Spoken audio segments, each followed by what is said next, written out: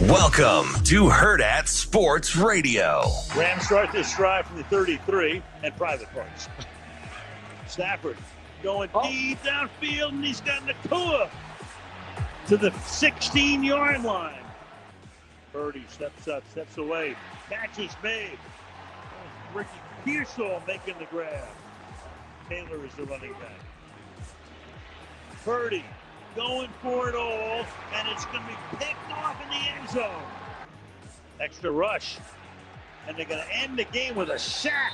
But obviously, I'm excited about the opportunity, obviously, to continue my relationship working with Matt, working with these players. So I think I have, developed a very good connection with. I think, just working with those guys, not only just the DBs, but all the defensive guys, just working with them on a daily basis, trying to develop that relationship. And obviously just, continuing to develop and build upon the unbelievable history and tradition of University of Nebraska and the Black Shirts, and understanding that's a tremendous honor. I know this was a highly coveted job, and Matt went through his process, and, I'm thankful that at the end of the day, he's given me this opportunity and given me a chance to, lead these group of guys and obviously help and do anything I can to put a great product on the field on defense. Good morning. Welcome into Hurrdat Sports Radio, AM 590, ESPN Omaha, ESPN Tri-Cities. We're live on Twitter, Facebook, YouTube. That's DB. I'm Ravi Lulla here at HQ, but it's the, remote pillar exterior stage. What's up, DB? Hi. How are you doing today? I'm good, man. How are you? We're doing all right. I mean, I was doing better, but then Shane had to get it started off on a bad note, just giving me all the bad 49ers highlights last night. Yeah, that was what an awful game. It was terrible. Morning. Hey, so I know it's easy because it was a loss, but would you cut Campbell? Would he get to go back to the facility? No, not even a little bit. Yeah. I wouldn't have let him go back to the locker room. But he got a head start, obviously, in the locker room, yeah. so you couldn't keep him from going to the locker room. All right, but get dressed. You got to go. Wow, it's a gots to go situation. Incredible. I don't know if I've ever seen that. I mean, Antonio Brown did his deal. Well, Tampa Bay. Yeah.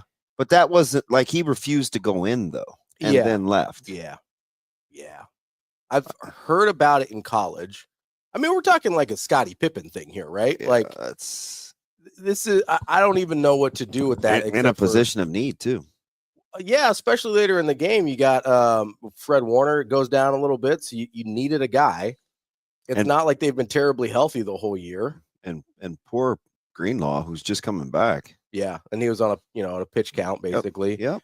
I don't, man. And then you had the questions in the post game presser.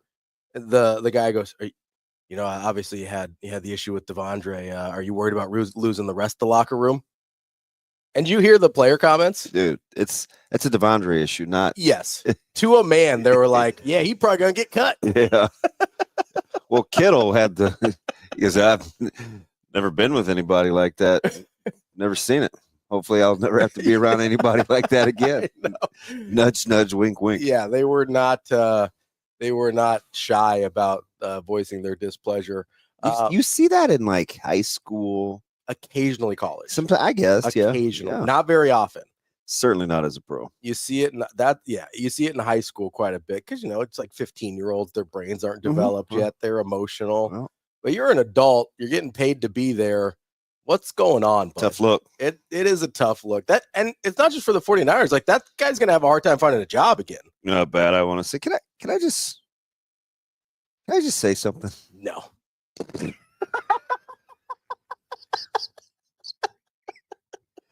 All right. No, go ahead. Go ahead. No, what would you like to say? No. No. How'd I do on the tone? Did I nail it? Goddamn classic. Goddamn classic. Coming up on the show today. Look at me setting the lineup in the first segment. What is going on? I don't know. We've got Tim Verghese. So that's probably my fault because every time you ask me what's going on, there's no telling what I'm going to say. Yeah, and there's no. So if I don't say anything, then I think it's probably going to be fairly normal. And I started with a sports take. It's true. When you don't start with sports, sometimes it gets a little squirrely on it. Yeah. Note to self: can I control the flow? I don't know. I like it when it gets off the rails. So, Well, do you want to try again? well, let me set the lineup. Then we'll try again. We'll do take 2. I don't know if I can do it. Plan now. You can't do it on command. No. We got Tim Verghese at 8:00 from inside Nebraska, who doesn't have anything to talk about. Yeah, he's not busy at all right now, so we appreciate him just taking the time to talk to us. 9:00 we got Mike Sautter from NEB Preps, Hurrdat Sports, and then at 9:45 we've got our guy Matt Vrzal, former Husker, owner of Paisans Pizzeria. Speaking of our guy Tim Verghese, Nebraska got a little transfer portal edition yesterday. Yes, they did. Not so little transfer portal edition yesterday. You know what was funny about that is, like, people were saying this since September. Yeah. And whatever happens. He goes to Missouri and whatever, you get your NIL laws. Kind of reminds me of Bill being introduced for like flag planting or something, but it's a felony. And all of a sudden, lo and behold, he's back. Yeah, it was weird how much of a foregone conclusion it seemed to be. That he was coming? Yeah, just, but like you said, all the way back to September, it kind of reminded me of the Isaac Trout stuff, where like the minute he enrolled at Virginia, people are like, yeah, he's coming back. Yeah. I don't think a lot of people knew anything, but they're just like, yeah, he's coming back. Yeah, there's a heck of a backstory to that. But it was a huge get. And listen, I'm going to ask you this because I think you might know, not because I'm making any assumptions here. Do you know how to pronounce his last name? Nuari, I believe. Nuari? There's another Nuarni? That's where I'm struggling. Nuaneri? There's an extra N in there. Sure. Nuaneri? I don't think it's. You don't say the first N? I think it's. Or you don't say the second N? I don't know. I have no idea. So I'm going to call him Williams. Yeah. But that's his first name, not his last name. 5-star from Missouri, and at a position of need, which is nice. I just hope that. So this is a guy that I studied a ton coming out. Okay. And I would love to know why the folks in Columbia, like, what was going on with the limited amount of games played. Yeah.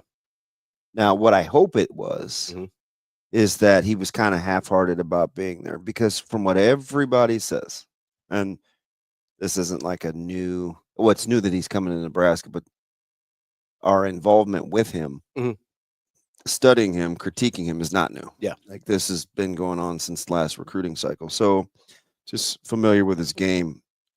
What I hope it is that he wasn't as engaged or kind of half-hearted or not all in terms of being there. Because from a talent standpoint, physically, film's legit. Yeah, unbelievable. So, and Missouri wasn't really like that. Yeah. You know, so I'm it's not like he was sitting behind a couple NFL guys. And they were good up front. Yeah. Don't get me wrong. Yeah. But I'm just, with his for the trouble ability that they went to, to pull this off, I figured he would maybe have seen a few more games. So I'm curious to watch that. Do you have any inclination, or do you think it's possible at all that the 4 games was like self-imposed? Because he knew he was leaving eventually? Yeah, if he like got there. I don't know. Because that's the thing that I thought of was, and I'll be honest, I wasn't paying attention to Missouri's depth chart like that, so I don't really know. But the first thing I thought of was, this sort of felt like a guy that even if he wasn't producing at a high level, because of his status, most coaches would sort of lean to giving him some shots, especially early. Well, you know me. What's that? Weathers. Yes. Okay. That's what was going. I was like, find it. So, but all I could think of is Free Mr. Clark. Like, we're just different. Have you ever seen Lean on Me? Oh, the movie? Yeah. No. Good. Don't Google it. Don't Google it. No. Never mind. Not a good one. No, it's great. Is that the one where the diabetic dies? No. Okay, that's it's Principal Crazy Joe. It's early Morgan Freeman. Oh, okay. He's principal of a school. They bring him in. He's kind of he's no nonsense. Turns around like a school that can't meet minimum test scores. I almost did a thing there. I know that I didn't. I'm glad I didn't. I stopped myself. So there's this scene where there's this little kid, Sam's, Yeah. who he's kind of invested in, and you've heard this line before. So they're on he walks. Sam's is cutting class again. He says, "Sam's, come on." So he like drags him up to the roof of the school. He said, "Jump, go on, jump." So like, "I don't want to jump, Mr. Clark. I don't want to jump." Mr. Clark looked at him and he said, "You smoke crack, don't you? Smoke crack, don't you? You're killing yourself, son. Just jump." You've never seen that? No. That might have been the greatest reenactment I've gone into character before. That was pretty good. Listen, you got to see the scene. It's incredible. I was engaged. I was Everybody, and so you'd hear forever when people were like kind of off their game. When people were like off their game or not acting right. "You smoke crack, don't you?" Oh man, I can't believe you never. That clip is like everywhere. I'm gonna have to Google it during the break here. Yeah, Google it. The thing that I almost did is you went Principal Morgan Freeman, and so I'm thinking high school, and I was like, oh, like Coach Carter, and I was like, wrong black guy. Yeah, different black guy in a suit that locked the doors. Yeah, I'm in the neighborhood. I mean, Right now, Joe Clark did chain the doors at the high school, so similar to Coach Carter. I mean, you know, it's not a terrible miss, but yeah. You owe me 1,000 suicides. I will say I was always not impressed with the speed at which those suicides were run. Those were joggers mostly. That's an underrated, underappreciated sports movie. Coach Carter's a great movie. It's a great show. And it didn't have they didn't win in the end. So it's like, wow, spoilers, man. Oh, sorry. What's that movie, like 20 years old? What I like is, and it's based on a true story, so I think they can Google it. They could Google it. A lot of Googling. You think a lot of people are like Richmond High School, 1998 postseason? Richmond. Richmond. I just like how in the movie smoke crack, don't you? I don't think there was any crack smoking. Although the one kid was a drug dealer. They walked into the bathroom. "Oh, my little songbirds," because he wanted them to learn the school song. Yeah, and they had.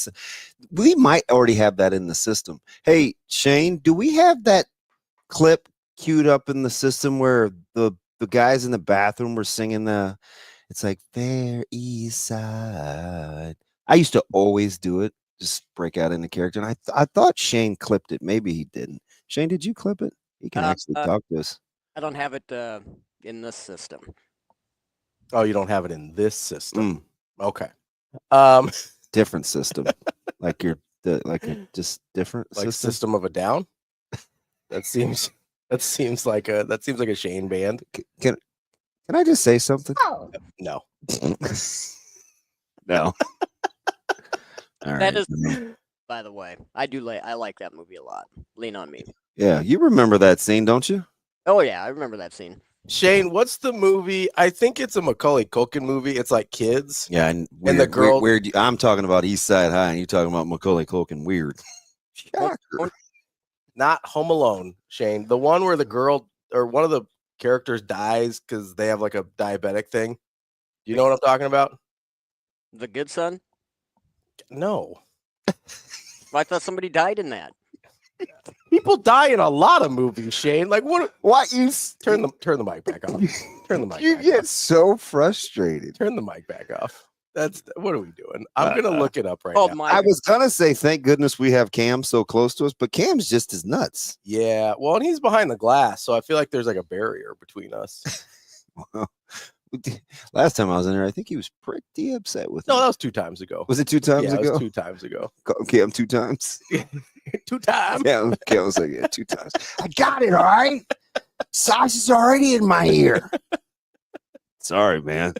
Hey, that's my bad. Good morning again. Exactly. I didn't know he had that in him. I was kind of proud of him. Oh, that he snapped at you? Yeah. I told you this. Every producer is about 30% crazier than you think.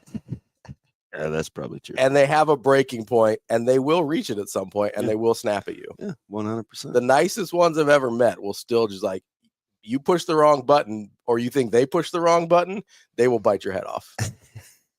It's just how it goes. Cam knows what I'm talking about. He's been around producers.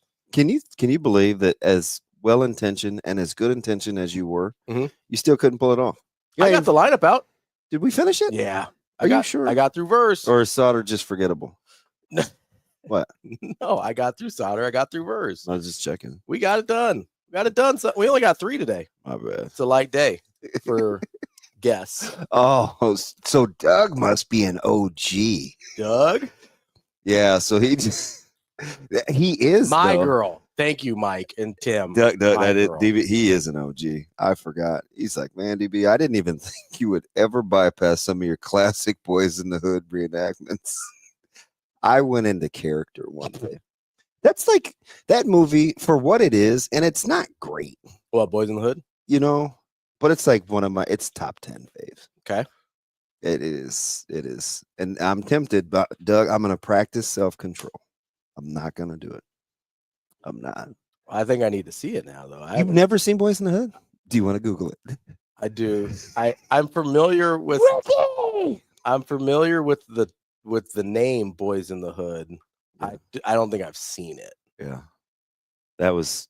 Is that when? That's back when Nia Long was like actually good looking. I was that back when people thought Cuba Gooding Jr. was still a good actor. Or? Yes. Okay. Boy. So, What did you say? It sounds like Shane. Are you a DJ? Because it sounds like you're like. It was like one of his first movies. Cuba's. So is it? Are we going with Cuba or Cuba? Cuba. I'm gonna say it like I do the country, Cuba. The missile crisis. Yeah. Although I do think when you're people of Hispanic origin, do say Cuba. I'm probably not touching that. That's my understanding. I mean, you're around it all the time. With Spanish people, Hispanic people, right? No. Yeah. I just thought you might know. Yeah. You might have some. I do like going to Jacobo's, getting some like chips and salsa. No, I do know it's not called that. Jacobo's? Is that better? Sure. I'm gonna ask Amber. She'll know. Just ask Jay. My other Hispanic friend. Better knock it off. What'd I do? No, Friday, and we still got to go home at some point. I'm familiar. Who, me? You might not. I do. I mean, I gotta go home. I don't have to deal with anything I'm talking about, though. So how about playing cards? And the only reason you had to go home is because of the dogs. Yeah. Normal people are like, oh man, my wife, my kids. Oh no, my wife was asleep. I gotta get home, man. Somebody's gotta take care of the dogs. Yeah, That's your biggest concern. Mostly, yeah. In most of my days, it's like, all right, when am I gonna let the dogs out? When am I gonna feed them? T-Mac. Did I say that? There's nothing wrong with Nia Long. I just meant like that was back when I had different tastes back then. And I'm a big did you age well guy. Yeah. Because I can admit that I was attracted to some people that weren't very good looking. I mean, listen, whatever you like, that's fine. It's all good. Everybody has their own preferences. I'm not here to shame. Cam, have you seen Boys in the Hood? Yeah, it was a long time ago though. Yeah. Okay. I mean, it came out in 91. Yeah. There was a run of really good movies.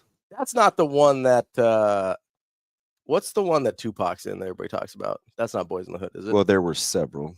Poetic Justice, there was Above the Rim, there was Juice.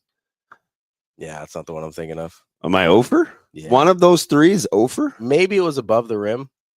I don't know why I would confuse Above the Rim and Boys in the Hood though. It's gotta be Juice, doesn't it? I don't know. You got the juice now, man. Ice Cube's in Boys in the Hood. Yeah. You big Ice Cube guy? Huge Ice Cube. Really? Guy.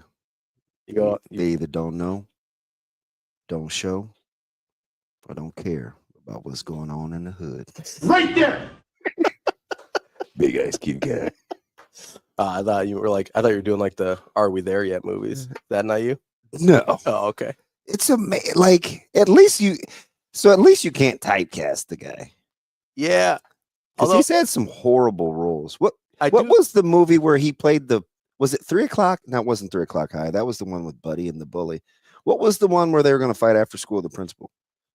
Oh, It's not a movie for me. It'd probably was be more more of a recent, movie though? for you. Yeah. yeah. Oh, what's that? I know what you're talking about. It's the guy from It's Always Sunny in Philadelphia, and then it's Ice Cube, and they're gonna fight after. I don't know what it's called. It was pretty dumb. Not sure why you'd think I would have ever seen It's Always Sunny in Philadelphia. You big Eagles guy.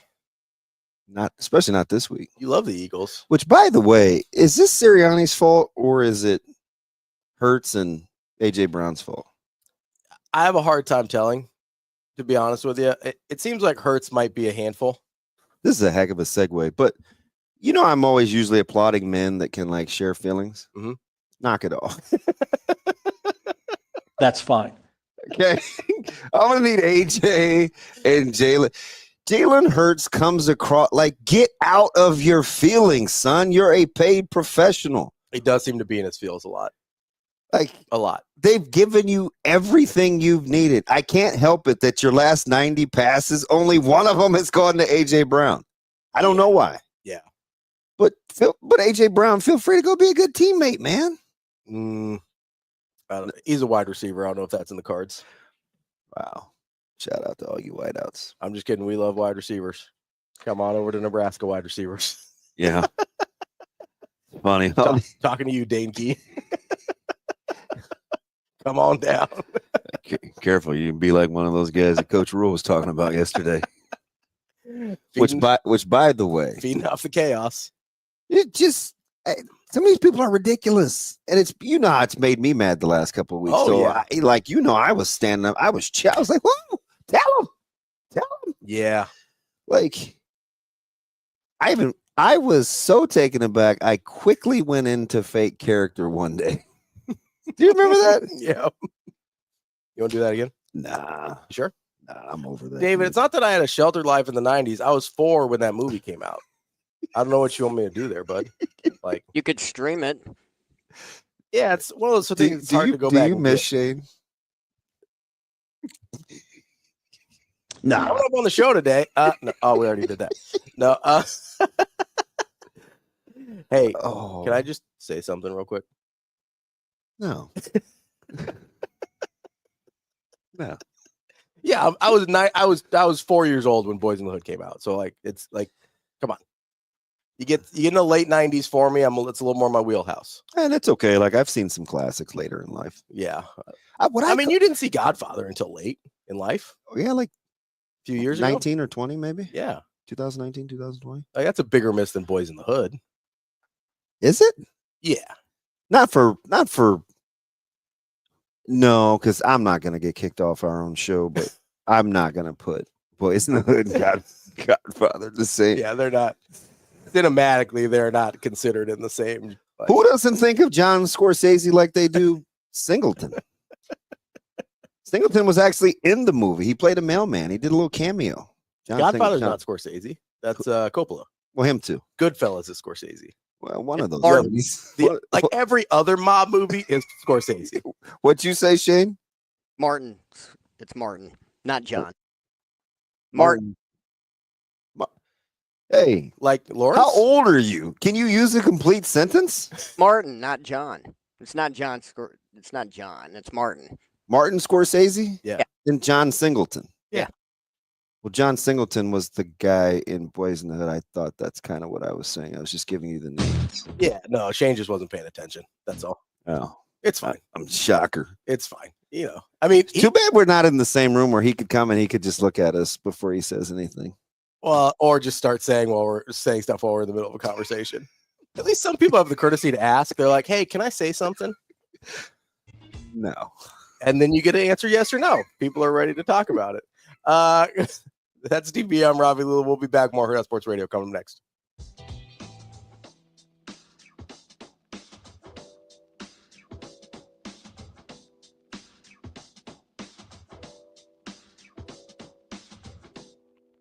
We will be back.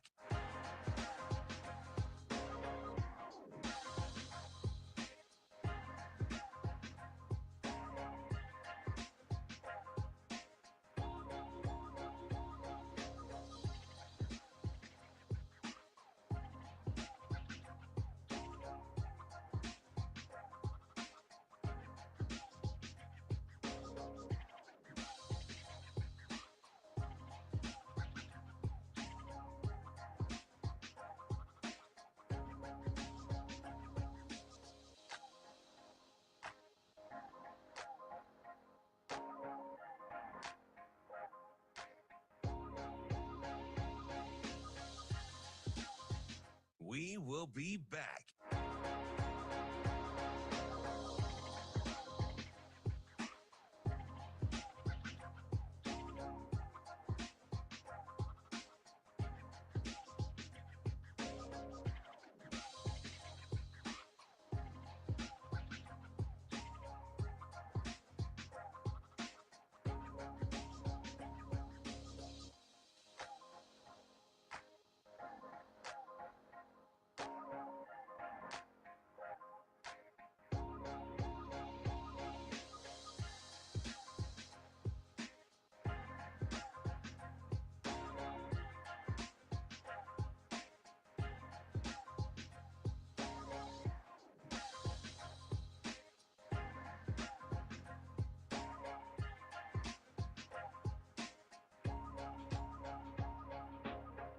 We will be back.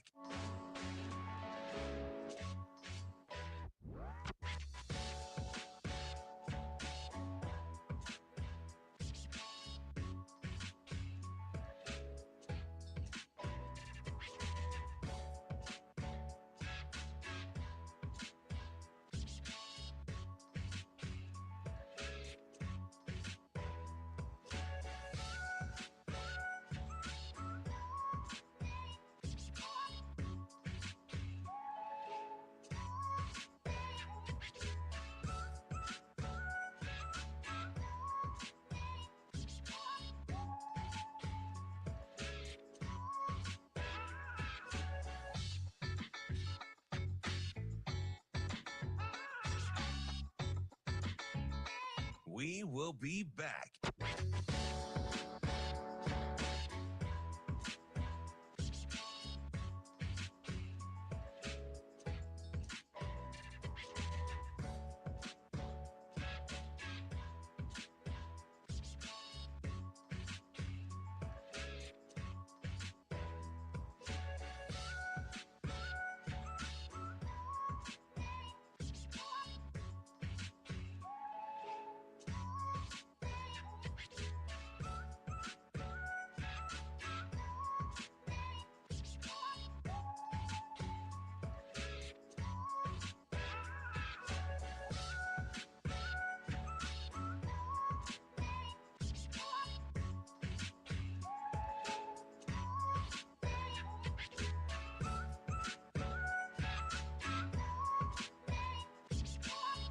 We will be back.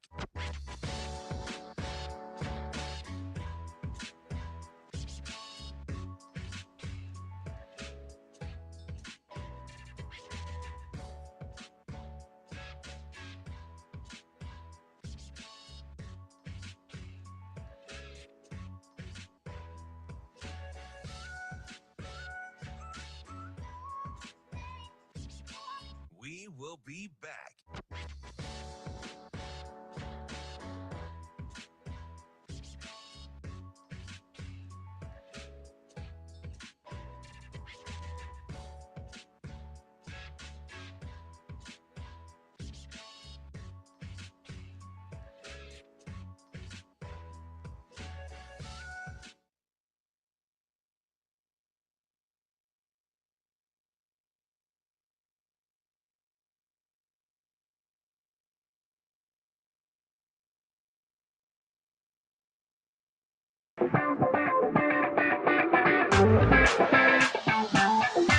Over there. You're listening to Hurrdat Sports Radio. I'm an aggressive person, so I would assume that's probably gonna bleed into what we're doing schematically. I think at the end of the day, whatever you're doing on defense you've got to be able to stop the run. It's very simple. You got to be able to stop the run in today's market, in today's football. That's the run in the RPO game, and you got to be able to affect the quarterback. And that requires you to be aggressive, not only in how you're calling the game, but aggressive in how you're teaching the fundamentals to your team. I think a lot of times people get it misconstrued that, oh, are you aggressive? Well, aggressive isn't about zero blitz in every snap. That sometimes can be stupid.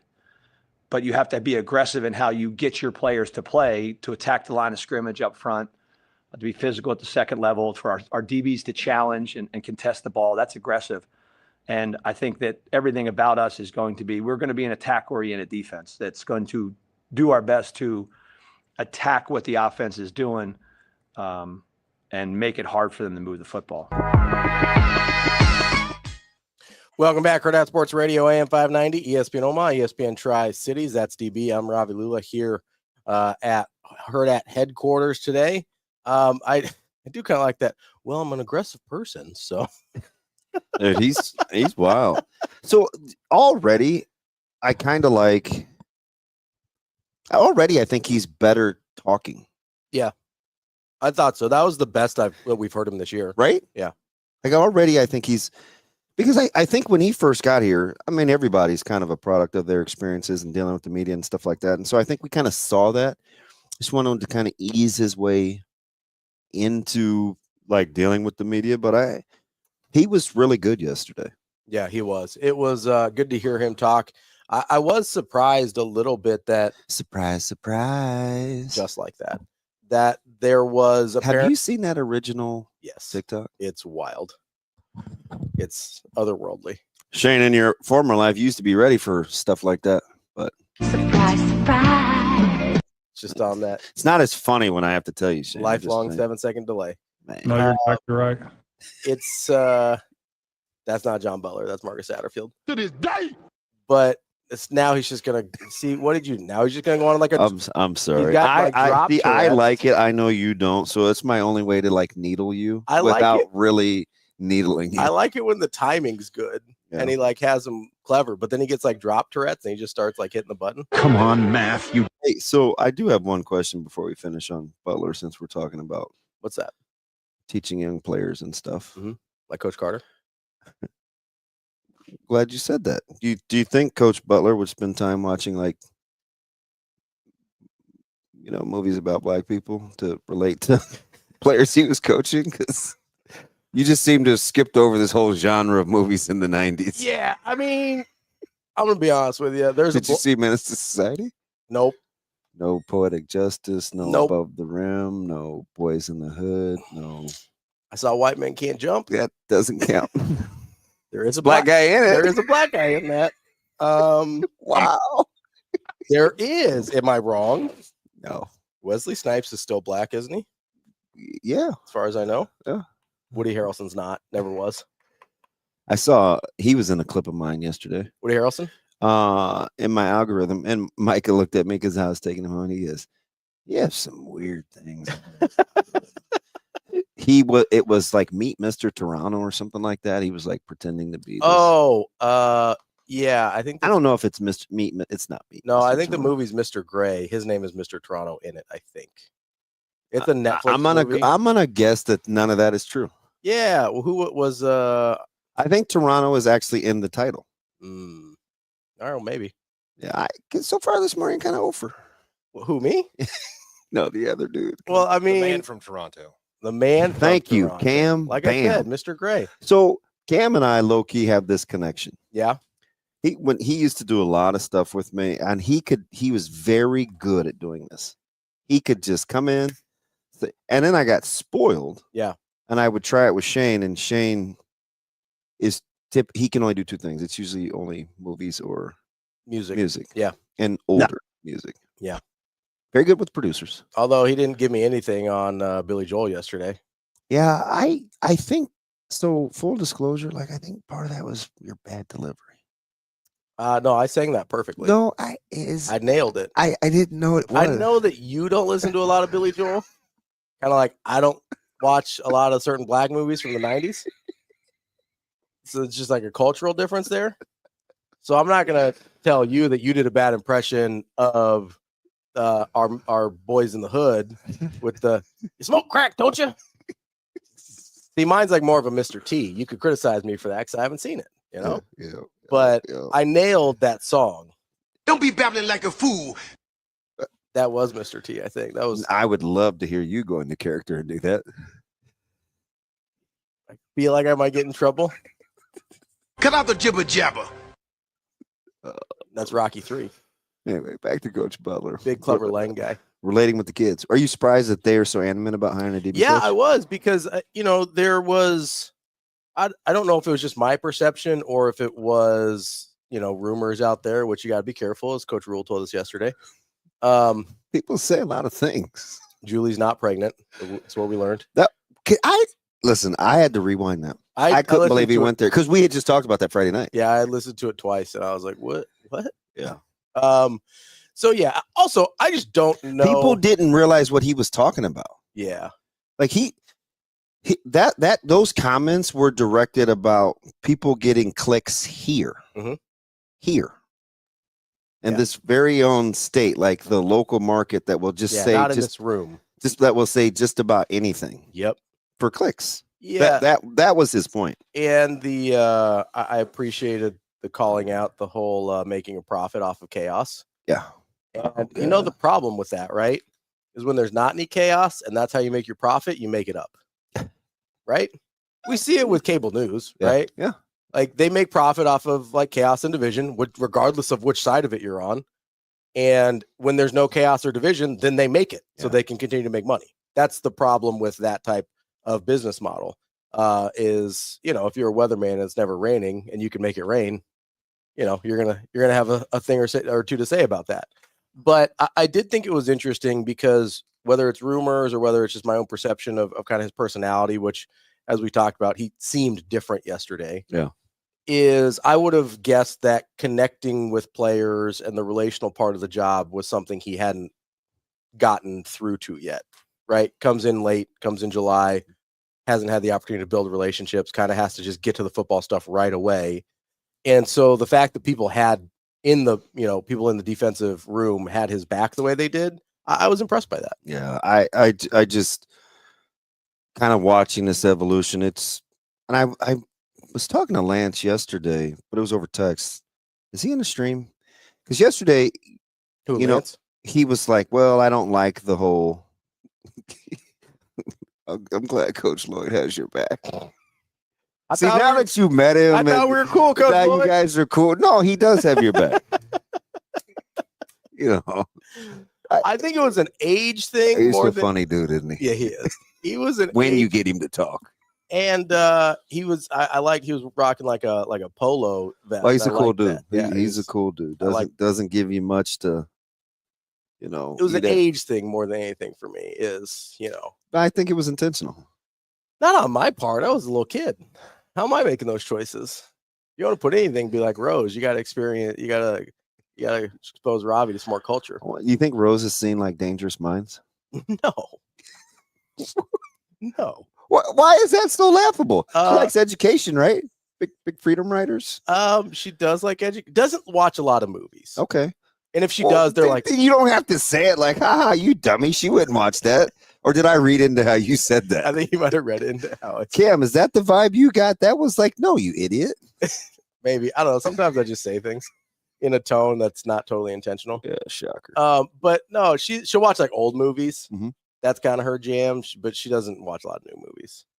Like stuff with like Judy Garland and people like that? Maybe not quite that old, but like probably like 60s, 70s. Yeah. It's kind of her wheelhouse, like when she was growing up, But she'll watch we used to watch MASH together.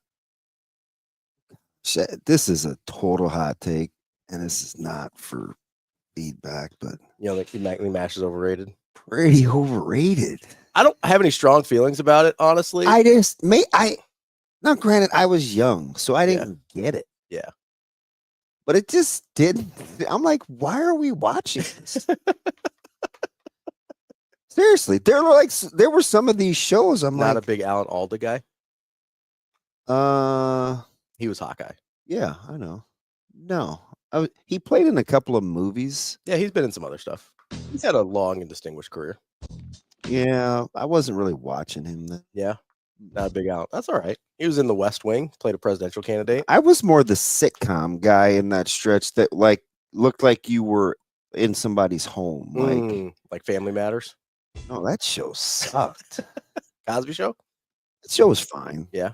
But that those types of shows, like you're in somebody's house. Yeah, I'm more like Different Strokes. Okay. Archie Bunker, All in the Family, all that right. type of deal. Big Archie Bunker guy? Surprisingly, yes. Wow. I was just asking. That's CB. I'm Ravi. We'll be back. More Hurrdat Sports Radio. We will be back.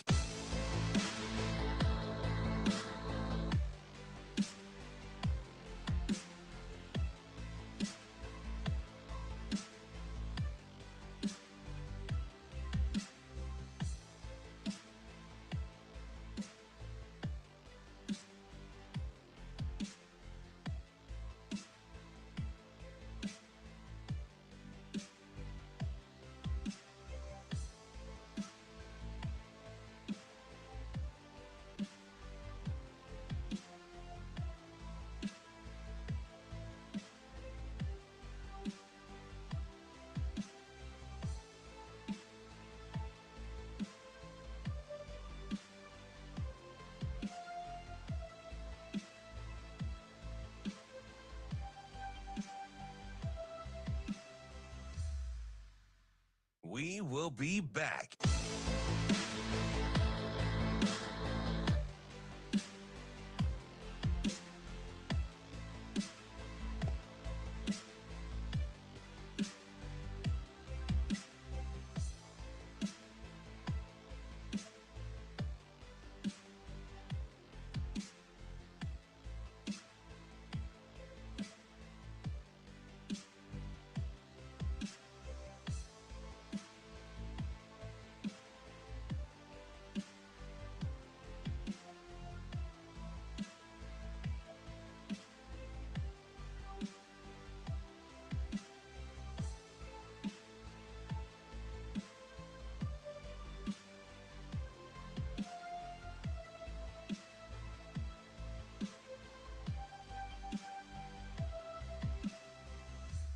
We will be back.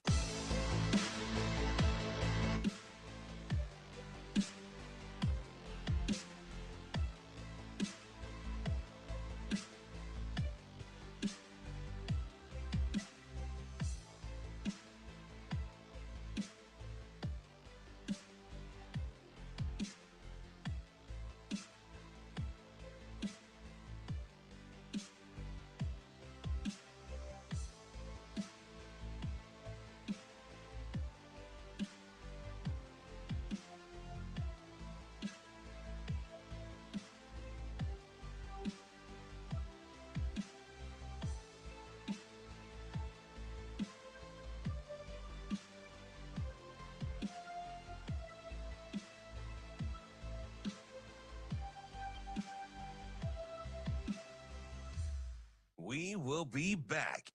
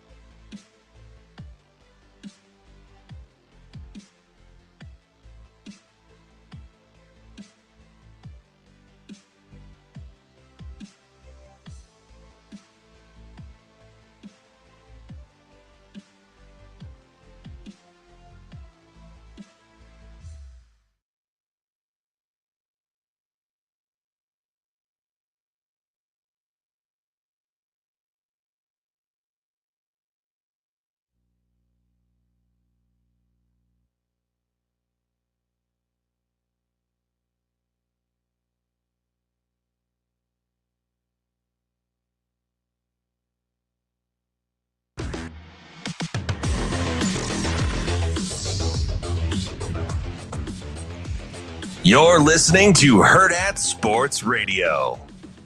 I love this month. Yeah, if I can, there hasn't been a day that Julie and I have not been out somewhere and someone's walked up to her and congratulated her on being pregnant, which she's not pregnant. It's like someone put something on social media and literally there hasn't been a day. She laughs about it. I have to just walk back, and we appreciate people for saying it. But in Julie's mind, she's like, I'm 50 and I would never announce that I'm pregnant after 4 weeks. So I would just tell everyone out there, like, be careful what you read. Like, be careful.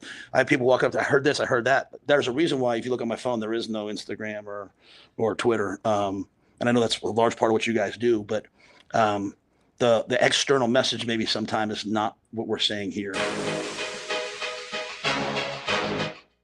Welcome back. Wrapping up hour number 1 here on Hurrdat Sports Radio, AM 590, ESPN Omaha, ESPN Tri-Cities. We're live on Twitter, Facebook, YouTube. That's DB. I'm Ravi Lulla. Shane back at Hurrdat Sports Bar and Grill. Cam here babysitting me and DB and legislating our conversations in the break here. Not a big deal. Although I will say the chat brought up a really good point here. If it's pro Ravi, then I doubt it. Yeah, I think it. I mean, those are the only points that I ever bring up.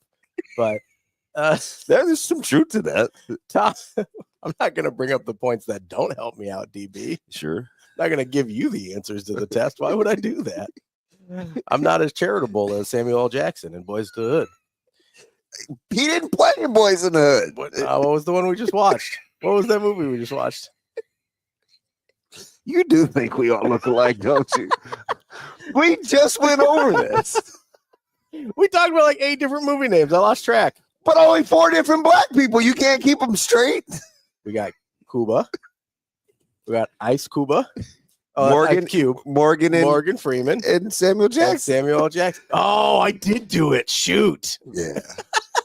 It's fine. Coach Carter.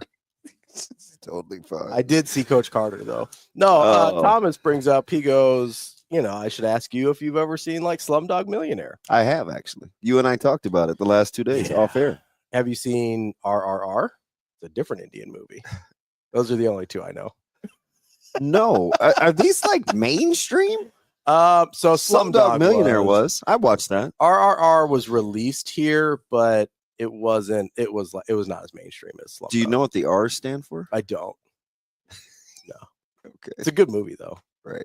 It's kind of like Inglourious And Basterds. that's not for necessarily Indian people. indicative. Like I haven't seen like Sounder and some of these other movies. I don't know what Sounder is. Never mind. Yeah, I think it's an age thing, not a Sounder is Cultural. old for me. okay. So have you seen like Gone with the Wind?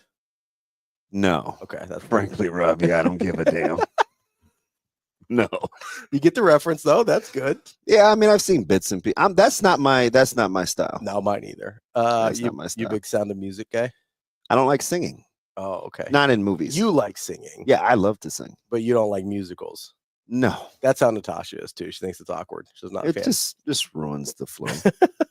You imagine if like Coach Butler just like sang the press conference yesterday. That'd be kind of funny, actually. Can you imagine the change in tone and delivery in the pressers with Holgerson and Butler in the rooms now? Yeah. Like it will be. I don't know if I said this out loud, but during the National Signing Day show, like off to the side, Dana was like, "I'm like, this is refreshing. This is whatever. Like, cool. It's funny." He is, man.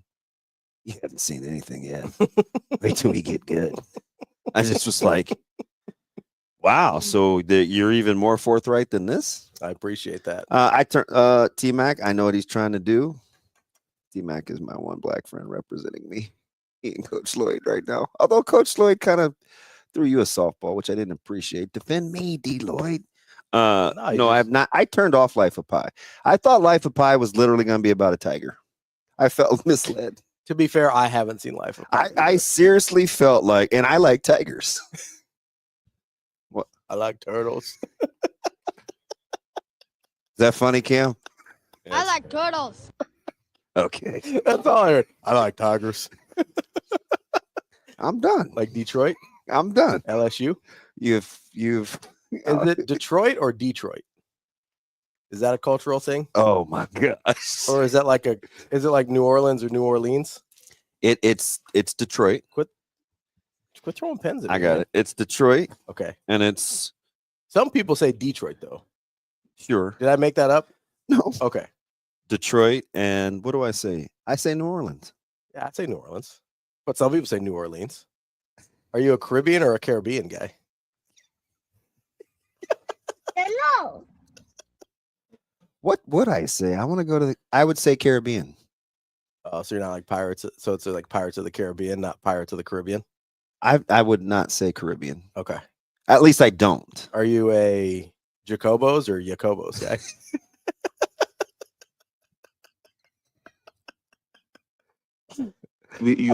I wanted to say something about our Got our friend. yes, but I'm afraid to. Do it. Even though Sky Mex is in his name. Say, oh, he could probably tell us. It's that what you're- Jacobos. I just told you that.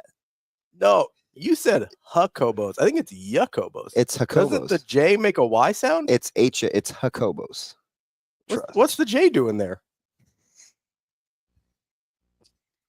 I mean, I only took a couple years of Spanish, but I was told J equals Y. Oh, J equals H now?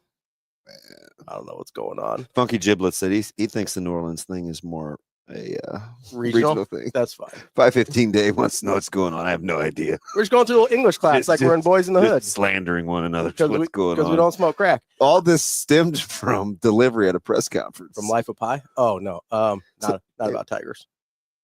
You didn't think that was going to be about tigers? I didn't see that movie. Well, you look It at is the, about tigers. It's a tiger in a boat.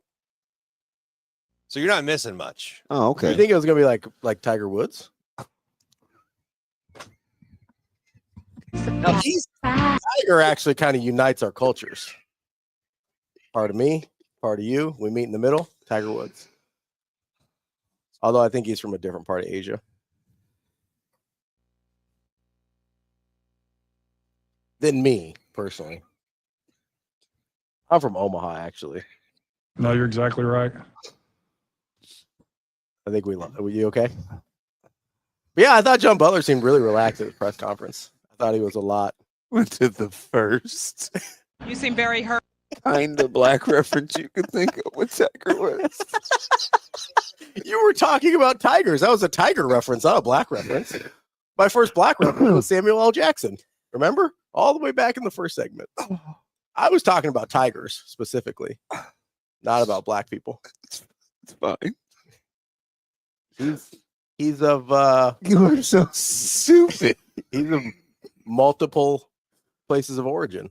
Like most of us are, DB. Right. It's a melting pot. I'm just saying. Tiger actually is a very good representation of this show. Kleenex from my eyes. You know?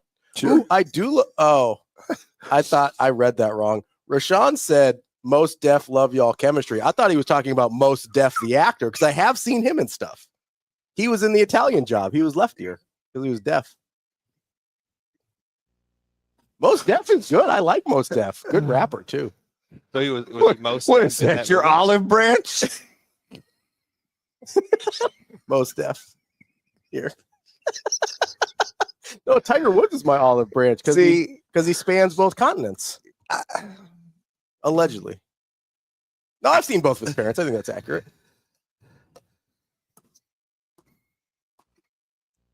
You smoke crack, don't you? I'm done. You asked me the same. Oh my goodness! Somebody said they think the Detroit thing is made up. Some people say it's from the announcer in the arena when he goes Detroit basketball. So it did come from somewhere. I didn't make it up. It came from a brother. So technically, well, I didn't know if that. You're like, is it a cultural thing? Just say black people. That's a culture. I know. One in which you try to emulate. No, it's fine. No, I don't think that.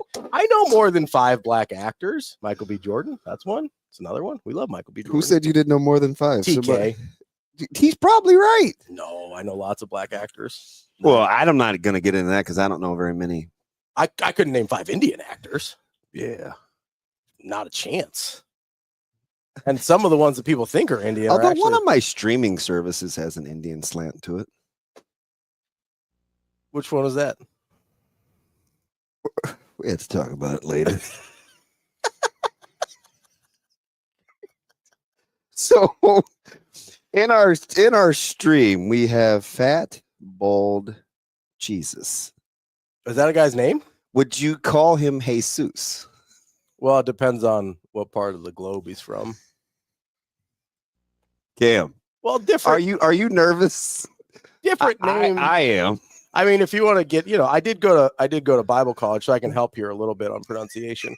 So like in Israel, what we call Jesus is actually Yeshua, which more closely translates to our English Joshua. But there was some lost in translation from the Hebrew to the Greek to the Latin. So it went from Yeshua, and then we, to Jesus in the Greek and Latin, and then we got Jesus, and then back to Jesus in Spanish. Yeah. How about that press conference yesterday? It was good. I think the guys are ready to play. I like Sierra Wright, although he makes me a little uncomfortable. He's different. He is a little fidgety up there, and I'm like, you fidgeting makes me uncomfortable. Sierra. Spanish Ravi. I'm actually not Hispanic, although I do get mistaken for being Hispanic sometimes. Mostly by other Hispanic people, ironically enough. My ex-brother-in-law once, she's from Argentina. He came up to me and he started speaking Spanish, and I just stared at him like deer in the headlights, which ironically my white ex-wife spoke Spanish and had to tell him in Spanish that I don't speak Spanish. And he goes, "What the hell kind of Mexican doesn't speak Spanish?" And I go, "I'm Indian, brother." That's a true story. It's a thing that happened. That's DB. I'm Ravi Lulla. Speaking of Indian people, we got Tim Verghese coming up next. We will be back.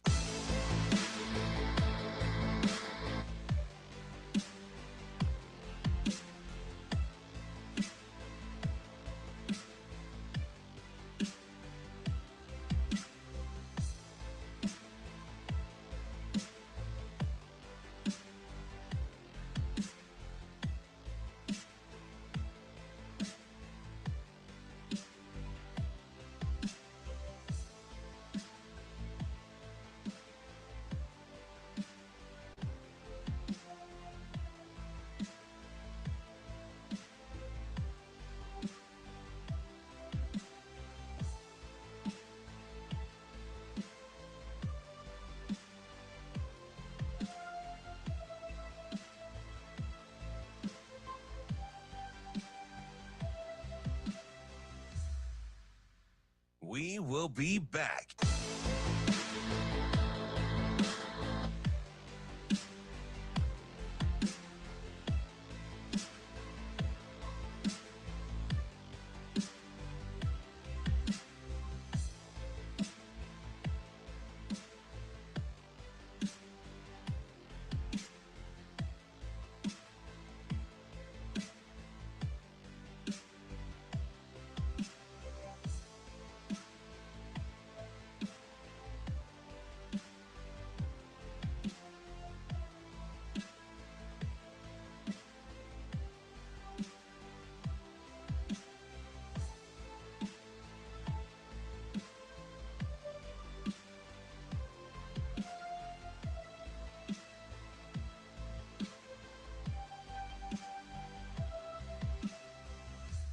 We will be back.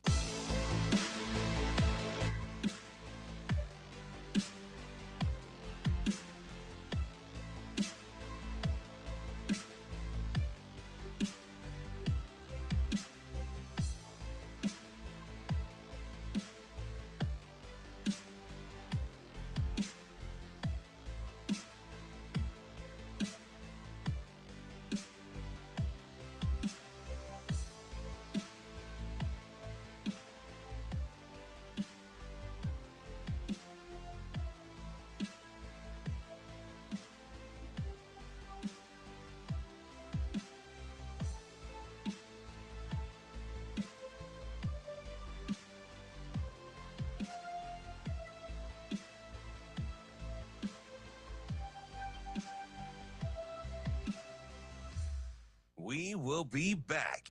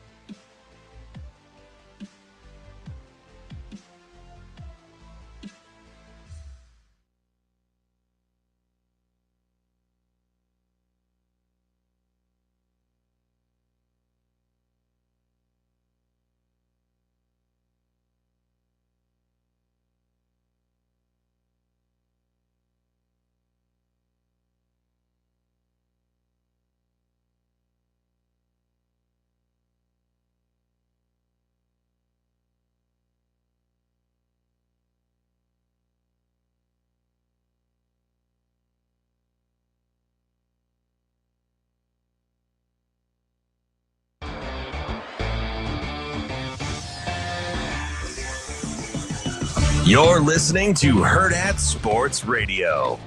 Every year you coach, like all I can do is reference my 30 years of coaching, and you have a base fundamental system everywhere you're at, but you're always adding to it, eliminating from it, really trying to focus on the things that you do well. You're also going to make sure that what you're doing is conducive for your personnel. So, we're going to be schematically like we've been here for the last 2 years.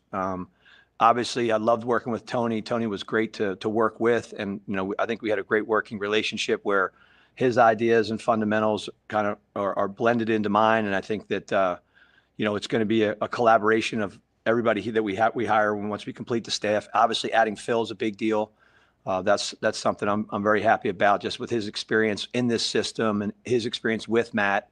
I think we're going to put a schematically, fundamentally, and personnel a defense that is going to be one that's hard to deal with.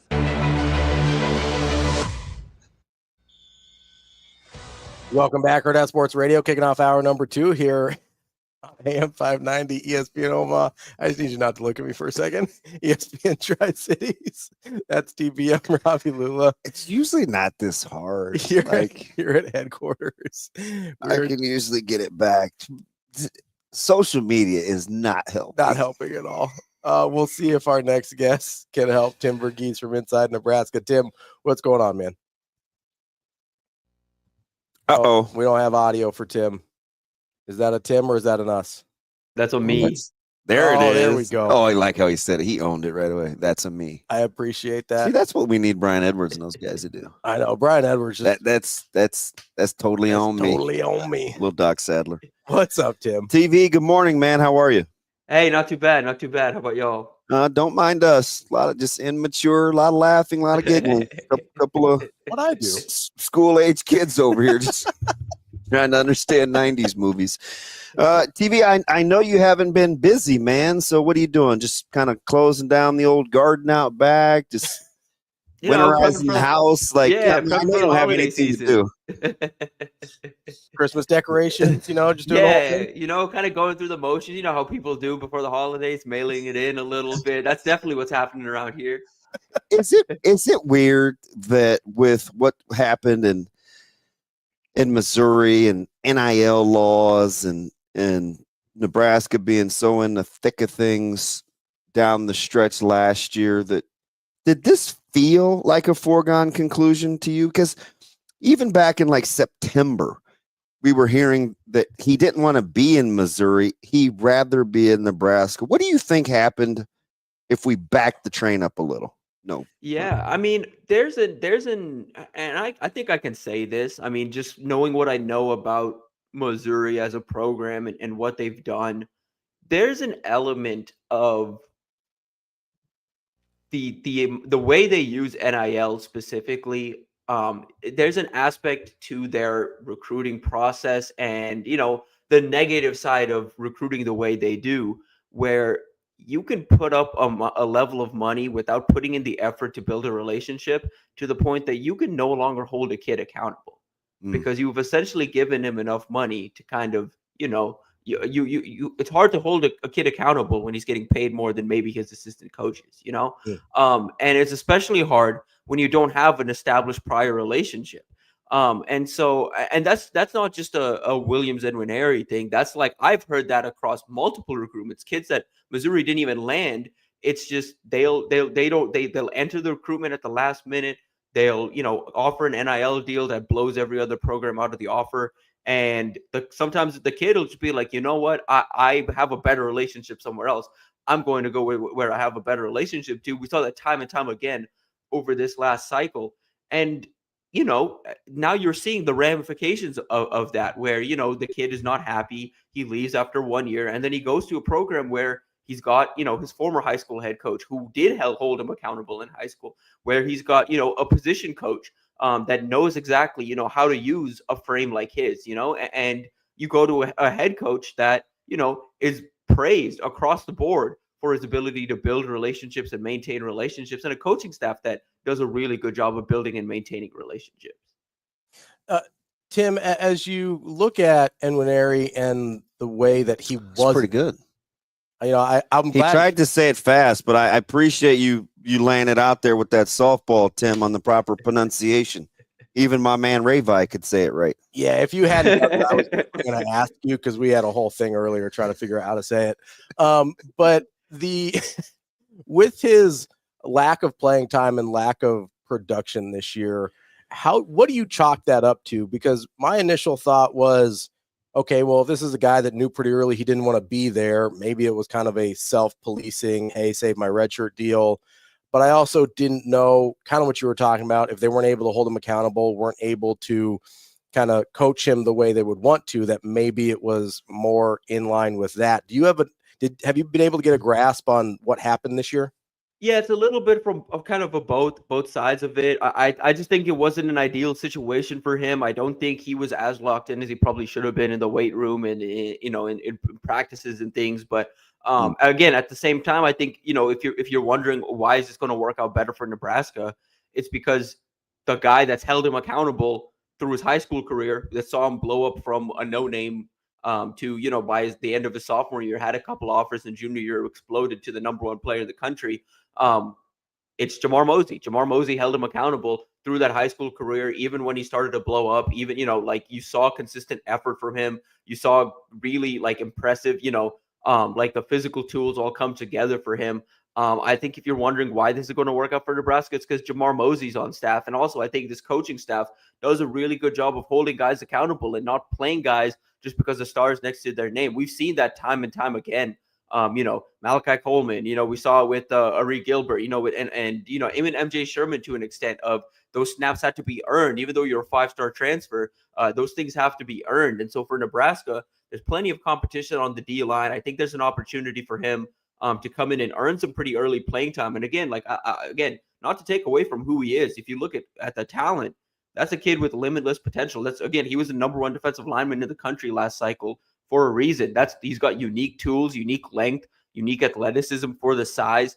And that's a guy again, if he puts it all together, that's a future first-round pick. Tim, when you're taking a look at, you mentioned something kind of just in passing where there'll be enough competition. You're not one of those guys that's panicking along the front right now as you're looking at Nebraska's current roster? No, not really. I mean, you think about who they have right now, and I expect them to add, another depth piece or two in the portal, maybe even something higher. But as of now, especially with Keona Davis returning, you kind of feel good about the future of that room, especially the top end of that depth. You have to build out some depth a little bit, but you take Elijah Judy, you take Keona Davis, you take Riley Van Poppel, you take the 3 freshmen coming in, you take Williams and Nwaneri coming in. You take, Willis McGahee, a second year there, kind of moving into that pass rusher, outside linebacker type role. I think this is a room that still has plenty of potential. And, especially as these young guys continue to develop, I think they're going to keep getting better, and I think there's some guys in that room too that are overlooked a little bit, that specifically as space eaters, I think can occupy that middle of the defense. Tim, I know that you had some insight on Nwaneri long before he blew up, so you've been looking at his tape for a long time. What if this works out for Nebraska? What's the upside there? What are they potentially getting? I mean, you're looking at a guy that can play all over the D line, that you can kind of put him out hypothetically on an island as like a 7 to 9 tech, and he can completely crash his side, the side of the defense he's on. He's a guy that at his size can rush off the edge, can add, to 30, 40 plus pounds and move inside and be equally effective. You're looking at a guy that's a mainstay along the defensive line, that has, more explosive than Ty Robinson, has that, aggressiveness to kind of crash pretty quickly. And then you're looking at a guy too that, for his length, occupies a ton of space in the run game, can kind of silence the run game wherever he's placed on the field. I kind of hinted at it yesterday, kind of writing about him. But I think, bringing in a guy with experience with the Chiefs, experience with Chris Jones is perfect for, his talent, because he's a guy that can be effective from the inside. But I think right now his natural tools are better at defensive end. And we saw the Chiefs kind of move Chris Jones all around and kind of use him as the defensive end recently to kind of get the most out of him and maximize his talent. I think you're going to see something similar with him where, they can kind of put Nwaneri on his own and then maybe stack the defense on the other side and make Nwaneri kind of, eat up 2-3 blocks, and he can still beat those. So, Tim, let me ask you something. As I'm looking at how Nebraska could potentially put this staff together, both philosophically and the functionality of it, depending on the defensive backs coach hire, which they'll get done here pretty soon, and the pending formalization of Coach Snow, On December 23rd, when we get on that plane to go to New York, is Nebraska's staff on the defensive side more formidable on paper than it was on November 23rd? Ooh, potentially, only because I mean, the way I would see it is I think this is a unit that, factoring in Phil Snow, factoring in, the secondary coach, and all of that, I think you're going to see a defensive, I think, coaching staff that is more adaptable, I guess is the best way to put it. Like that can shift schematically, that can shift personnel wise.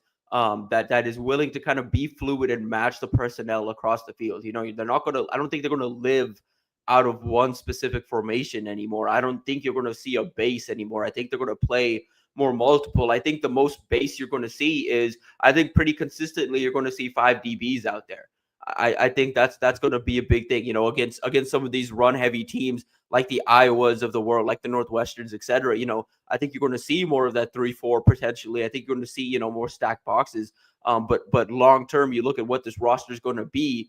I think you're going to, and specifically what this defense is going to be. I think listening to John Butler yesterday and his vision for this and the staff put together, I think it says a lot that they hired a true outside linebackers coach. I think it says a lot about what they're trying to get to moving forward, where you're going to see more penny fronts. You're going to see more 3 down linemen, 2 outside linebackers, 1 inside linebacker. You're going to see 2 down linemen, 2 outside linebackers, 2 inside linebackers. I think there's an idea where long term, Nebraska is going to be able to be a lot more multiple and present a lot of different, throw a lot of more different things at offenses than they have in the past 2 years, as creative as Tony White's been. It's interesting. Because I agree with you. I said to Ravi a couple of days ago, I said, we just, depending on whether the fan base or like we want a guy here or not, depends on how heavily scrutinized he is. And I said, Simpson comes and he's announced as the outside linebacker and nobody bats an eye at it, right? Like, oh, now we're going to have an inside guy and an outside guy, or what about there was none of that. It was just, oh, we want Phil Simpson. He's a really good recruiter. I think he can teach.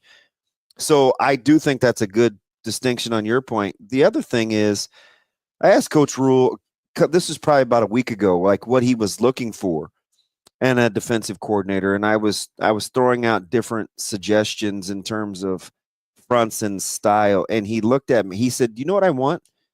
And I said, what's that? And he said, I want an answer guy. Like, as if to say, I want a guy that can provide answers when we need one to get stops. I felt like that summation was pretty interesting, but telling, especially now that I see how he's putting the staff together. They will probably have the ability, TV, to be multiple. Yeah, like I think that's the thing. When you look around and you ask people, what are you looking for in a defensive coordinator? What are you looking for in, just a position coach in general? A lot of people immediately go to, okay, I want him to run this. I want him to run this. In this day and age, it's not about what you run. It's how, again, like, what answers do you have? Are you able to counter? And especially in this league, in this conference right now, can you counter all the different looks you're going to see? Because one week you're going to see an Iowa team that's going to try and throw the ball on you 10 to 15 times a week, or 10 to 15 times a game. And then other weeks you're going to get a Michigan that has now Bryce Underwood under center, the #1 quarterback in the country. And then you're going to play, if you want to get to the top of this league, you have to play, the Oregons and the Ohio States, where you have to be able to match up personnel wise to counter some of the best receivers in the country. So you're all of a sudden you're going from, you have all these different matchups within your conference, and to get to the point where you want to get to as a program, you need an answers guy. You need a guy that can, okay, I don't care how we get it done, get us off the field on 3rd down. I don't care how it gets done, get us off the field with as limited points as possible in the red zone. Like, that's all you're looking for nowadays. And you're looking for a coach that can give you those answers and is willing to be flexible with his personnel to help find those answers, rather than someone that's like, oh, no, I'm a 3-3-5 guy or I'm a 4-2-5 guy, and we're going to go down with this ship whether it works or not. Like, we're running the 3-3-5, we're running the 4-2-5, no matter what. We're talking with Tim Verghese inside Nebraska. Tim, want to go back to transfers here for a second. You mentioned wide receivers. Is that a place? Obviously, Dane Key's gotten a lot of attention with the move of Coach Schwartz over to Nebraska. Is that a place where you expect them to get some visitors in? I know Key, I think, is supposed to be in this week, right? Yeah, they're working to get a couple guys in. Keys one for sure. I think you're going to see a couple others kind of start to filter in here over the next week or so. Eric Rivers is supposed to be in town this weekend as well from FIU. That's another kind of like a slot guy that can line up all over the offense as well and produce. I'm interested to see what Nebraska does. I'll say this. Since Shorts has gotten here, I've gotten everyone I know that I've talked to that has been in the know with Shorts down in Texas consider him one of the better recruiters in the country. They say his ability to build relationships is pretty understated. When you go back and look at some of the wins he had at Houston, two of the biggest wins he had were Matthew Golden and Jonah Wilson. Matthew Golden, a guy that now is starting at Texas. We just saw him light it up against Georgia last week. Matthew Golden was committed to TCU, and they were able to flip him away from TCU to keep him home in Houston. And then despite a late push from Texas, they were able to hold on to him. Same with Jonah Wilson, who had the exact same thing happen. Texas made a late run at him, and Houston was able to hold on. And it was because, for both of those guys, the relationships they had with DeKel Shorts. So Shorts now is going to try and work that magic with Key, kind of bring him along. Rivers as well. But I also think there's going to be 3-4 other names that make it into town. I've seen some speculation about Deuce Robinson. I'll have to see it to believe it there. From what I've heard, there's a bit of a package deal type situation with him and Miller Moss. I think wherever Miller lands is going to be the favorite to land Deuce Robinson as well. But Dylan Raiola does have that relationship. I think if Nebraska can get him in town, they'd like to. That's one of the few mismatches, true mismatches just from a size standpoint that you can find in college football today. And he's a guy that would drastically change this offense. So, TV as it stands on whatever today is, December 13th, that 105 number looks a lot easier to get to than maybe we might have first thought a couple weeks ago. Yeah, somewhat. It also depends on what they add in the portal and, kind of what other departures happen, and people were asking are we going to see a bunch of these guys enter the transfer portal still? I think there's a chance, some of these guys just disappear off the roster kind of unceremoniously. They just either become students or they'll just, move on from the program, or move on from football specifically and not really formally enter the transfer portal. So I'm interested to see kind of how these last few numbers shake themselves out. But yeah, I think this number is a lot it's a lot more manageable at this point than it was, I kind of looked, before we got into this whole transfer circus, I guess. Tim, a couple other places, speaking of transfers, looks like Nebraska is trying to bring some guys in. We mentioned Nwaneri on the defensive line. I imagine you mentioned a couple other pieces they might try and get there. It sounds like they're trying to get some offensive linemen in as well. Yeah, I think so. They obviously had the Dominic Gidice. I don't know how to say his last name, but from Michigan this last week. I think they're going to get a couple more here in, and I don't really know exactly the ceiling of what Nebraska is going to be able to get in terms of, can you get starting caliber, Big Ten starting caliber level tackle play out of the portal? I don't know. That's tough. That's always going to be tough to get. But I do think Nebraska is going to be able to find some at least interior depth, if not interior starting quality players in the portal. I think that's the biggest thing, is just at the very least address depth, because you hypothetically have bodies at both tackle spots. You hypothetically have bodies along the interior, and you like the progression of the room under Donovan Raiola, but they lack experience right now. And I think they would like to get some of that if they can. So TV got to hear from a couple of players yesterday, and in particular, guys like Sierra Wright talk about the back end and Coach Butler and some of the young, just in its totality.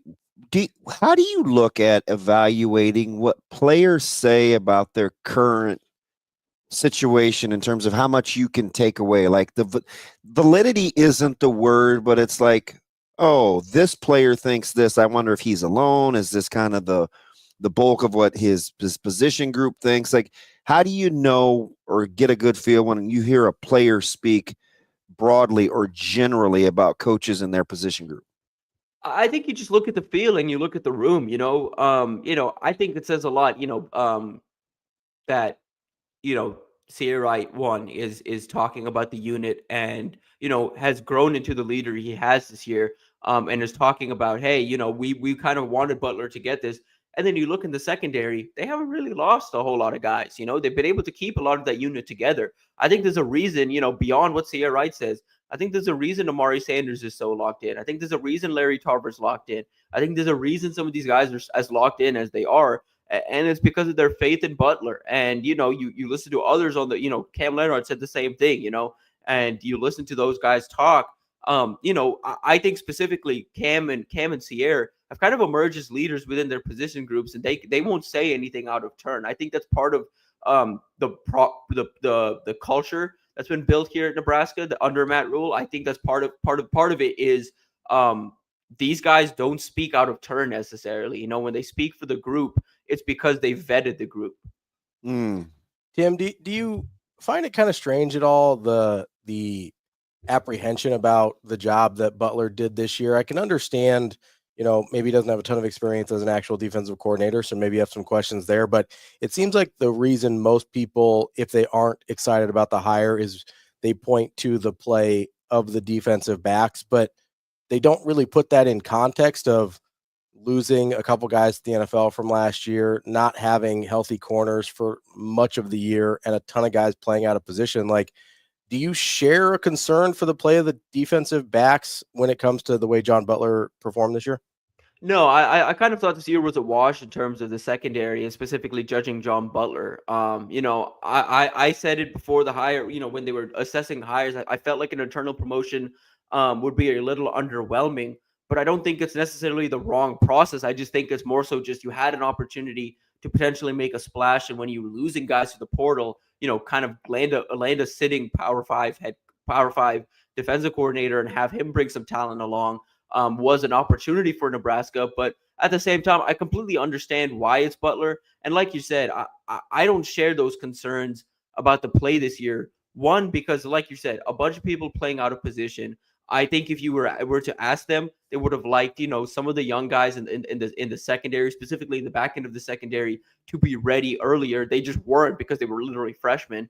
And then I think, losing 2 NFL players, potentially 3 technically, if you consider Phelan Sanford, from the secondary, plus factor in the fact that Tommy Hill, another future NFL player, was barely healthy this season. Like, it's tough to replace that type of talent when what's behind there are, kind of veterans that know what they're doing from a mental standpoint, but physically, we talked about it all year. They were at an athletic disadvantage in the back end of the secondary. Like, there was an athletic gap between, Deshaun Singleton, Isaac Gifford, and Malcolm Hartzog specifically, and some of the guys they were asked to cover down the stretch of the season. So, I think moving forward, you're going to see Butler's room kind of come into his own vision.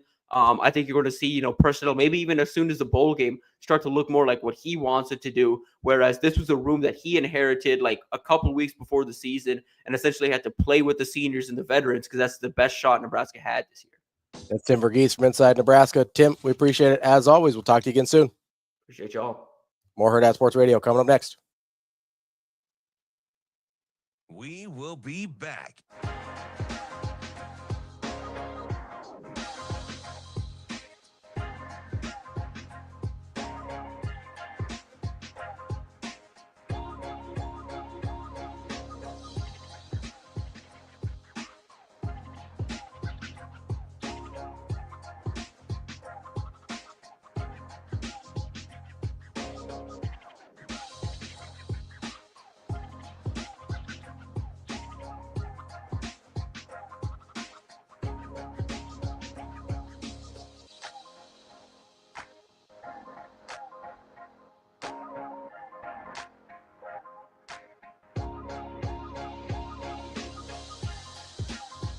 We will be back.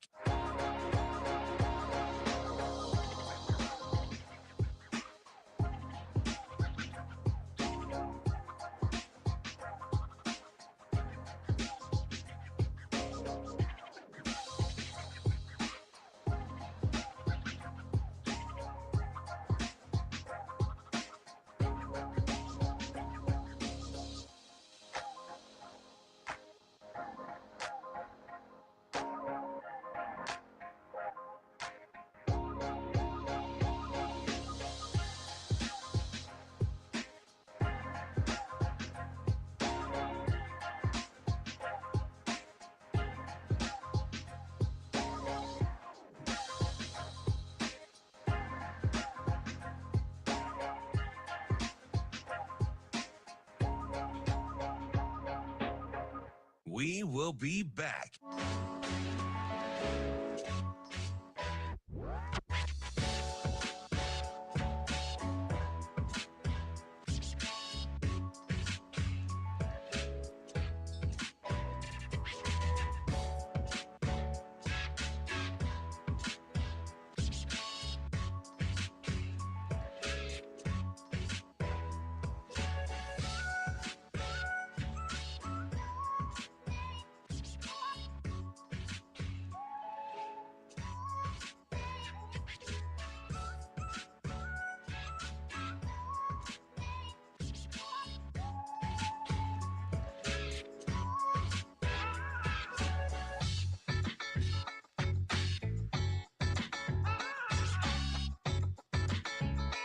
We will be back.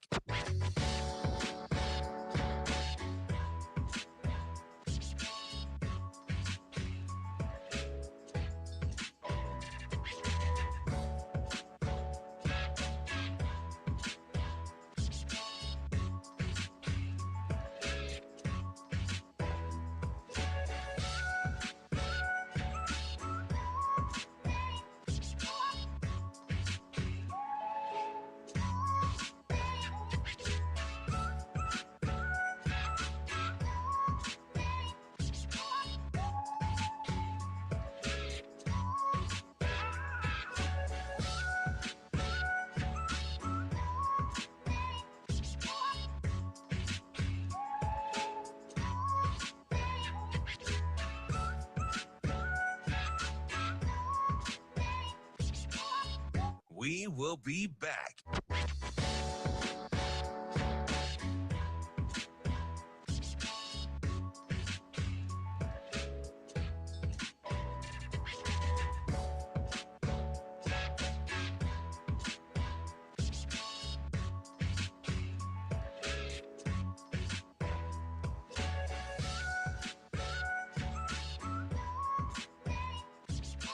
We will be back.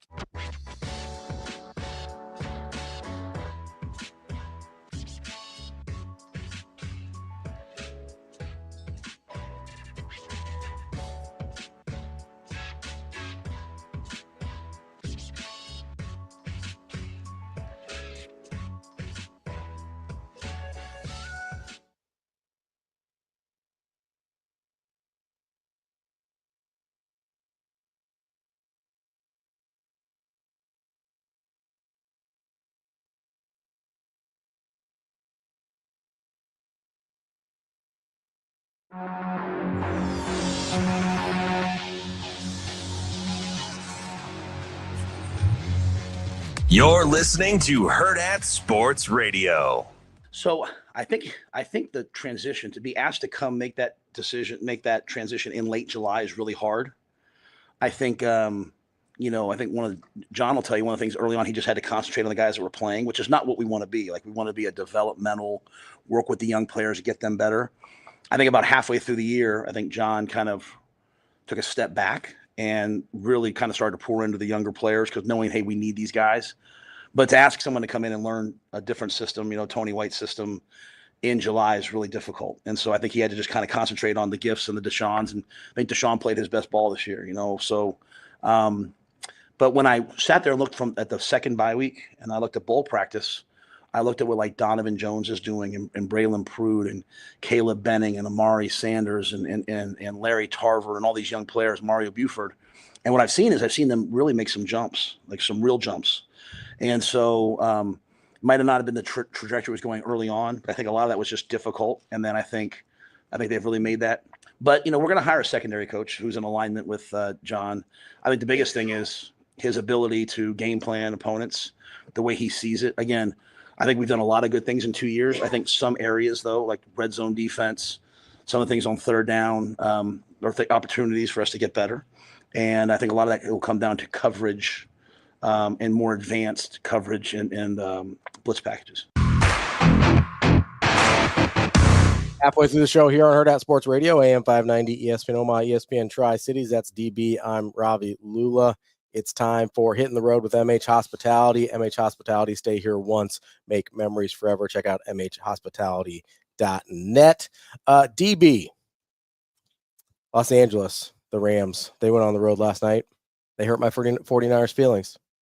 Not a big fan about that. Yeah, that's where we're going with this. Well, there's a couple places I want to go with this because that was, first of all, a hideous football game, just in general, start to finish. Yeah, optics. Yeah, like just not a good football game to watch. Did you know it was over when they threw the pick? I knew. I mean, 5:34 to play. They just turned it over. Well, that was the last nail in the coffin. There was plenty of dirt on the coffin before that. I don't know. The whole Debo thing was super weird to me because he kind of complains about not getting the ball enough, and then they sort of force feed him, and it's like this isn't really working. It was very, very strange. It almost felt like Kyle Shanahan was like, "Hey, I know this season's sort of a wash, so I'm gonna do this." It almost felt like he was trolling Debo. It felt like he was trying to prove a point. Am I crazy? Am I the only one that took it that way? No. Am I too deep in this? No, I think you're right. It was weird. I don't know. That did not feel like a very Kyle Shanahan game plan. I know that they have injuries all over the place. I wasn't really expecting anything from this 49ers team or season. But I'm just sitting there. I go, okay, you got Debo complaining about stuff. And then all of a sudden it's like, okay, we're just going to throw you the ball every time. Good luck, bud. It was weird. Not to be dismissive of the Rams and the Niners, but I kind of like to go off the clips that we came back with. Oh, yeah. Yeah, I mean, just kind of. Yeah, I don't control what clips we come back with. I thought it was interesting when he talked about. I don't know what to tell you about Shanahan and Debo. I'm gonna have to probably give that some thought. Just think about it because it bothered me. Yeah, I don't know what to do with Debo. I feel like he's a diva. I think that's kind of a personal thing. Me and Debo? Yeah. I don't know about the rest of our 7 listeners, so that might be an isolated thing. Maybe. One thing I did think was interesting that he said yesterday was we talked all season long about, kind of Butler making the outward announcement early. Hey, I don't have time to be invested in personalities and personal lives and this, that, and the other. I thought it was interesting that yesterday, Coach Rule reiterated what he felt like some of the struggles were early without necessarily calling it a struggle. Yeah. Right. Because, we talk all the time and about they teased you, right? They were just good enough to say, okay, let's hang in there, even though you felt like you may be taking on a little water. Sure. We probably said that for, I don't know, 7-8 weeks with the back. And I know people would get frustrated. I'm like, hey, listen, if anybody's frustrated, it's probably me, right? But I do understand that they're close and you're trying to get by. So to hear him close enough that you don't want to make wholesale changes. But to hear him say what he said yesterday lets me know that he's neither deaf, dumb, nor blind, right? He's very cognizant of what was going on. That was my takeaway. It isn't that he talked about the young guys. It was he's well aware of what the issues were. Yeah. Right. He had to invest in the older guys early because you got to get right. Well, even more than investing in I thought that was pretty. I took it even more than investing in the older guys that he had to be invested in just figuring out what was going on. That's what is going on. Obviously just learning the system, learning the verbiage and everything to get into a place where he actually could coach the defensive backs. And then I took it to hey, here are the older guys. These are the guys that have played. Let's just start with that more so than he was intentionally investing in the older guys. He was just investing in the guys that were already there. And then when he finally could take a step back in the second bye, like Coach Rule was talking about, and be like, okay, what else do we have here? I took it as he finally felt like he had gotten his head far enough above water that he could take a second to look around. And that's a fair point. We've tried to bring up the July hiring a couple times because I think people look at it as an excuse. I don't know how they did it at all. That's a position that is, it's unbelievable they were able to pull it off at all. Yeah, and I like the fact that you at least broached the topic of this excuse, right? Because remember, the difference between an excuse and an explanation is ownership. He's telling you what happened. Yeah, right. And he's seeing it the whole way. I just know that there were conversations earlier in the season where he would say things like, I just, secondary, that expertise behind that front is just not my thing right now. Like it needs a touch. It needs a touch. Mm-hmm. Right. So you could sense kind of the chemistry and the camaraderie that was going on the back end. And for all the innuendos and, don't believe everything you read about snow this and snow that and too many cooks in the kitchen. Like that wasn't it. Mm-hmm.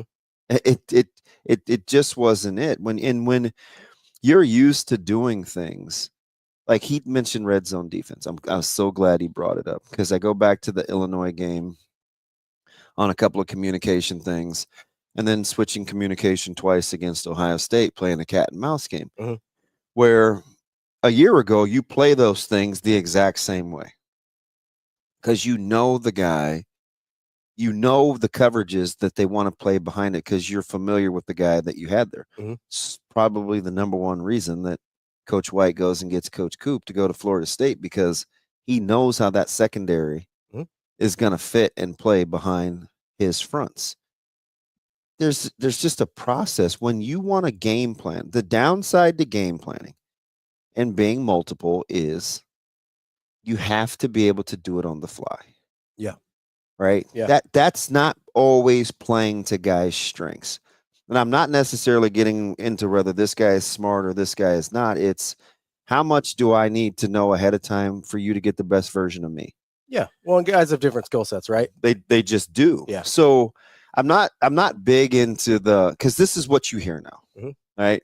I was having this conversation with Lance. It's like, wow, for all the endearing he had with Coach Coop, endearment he had for Coach Coop, and like a lot of those DBs, and I'm like, aren't X, Y, and Z. And I'm like, well, that's not really it, right? It's like, if you're going to play kind of this mugging, it depends on the style you want to play. That's the guys that they went to go get. You're right. Like some guys are off man guys. Some guys are bail technique guys. Some guys, I mean, even more simplistically, some guys are better in zone. Some guys are better in man-to-man. Yeah. At its core. Yeah. At its simplest. Yeah. That's better said. So that takes a little time to play it differently. Well, right. Like Revis was only going to play one way. Right. Yeah. Right. And he talked about how when he went to New England, like even though he was a little older, it took some convincing because of the schematics of how they like to play before he got there. Right. So and that's even at the pro level. Yeah. At the highest level of the pro level, right? Of a Hall of Famer. Yeah. Revis is like an all-timer. Right. So like those kinds of little things matter. So I thought that was pretty good insight. And correct me if I'm wrong here, but Cooper likes playing dramatically more man-to-man 100%, than Butler does. Right? 100%. So that, like, again, at its foundation, right? Because even within man-to-man, there's different styles of how you want to play that, right? But at its foundation, Butler probably leans a little bit more zone, kind of playing that shell that you see in the NFL. And there's this technique that he likes to play. It's called slice, where it takes some communication. And then because there are some options. And then you've got a bunch of guys that were recruited and have been coached for the last year and a half to play this hyper aggressive mugging man. Yeah. And like there's some natural conflict there, right? That's a thing that, again, is an explanation or is an excuse. We'll see based on how ownership is taken over the next, however many months. Yeah, 100%. That's CB. I'm Ravi Lulla. We will be back with more Hurrdat Sports Radio coming up next. We will be back.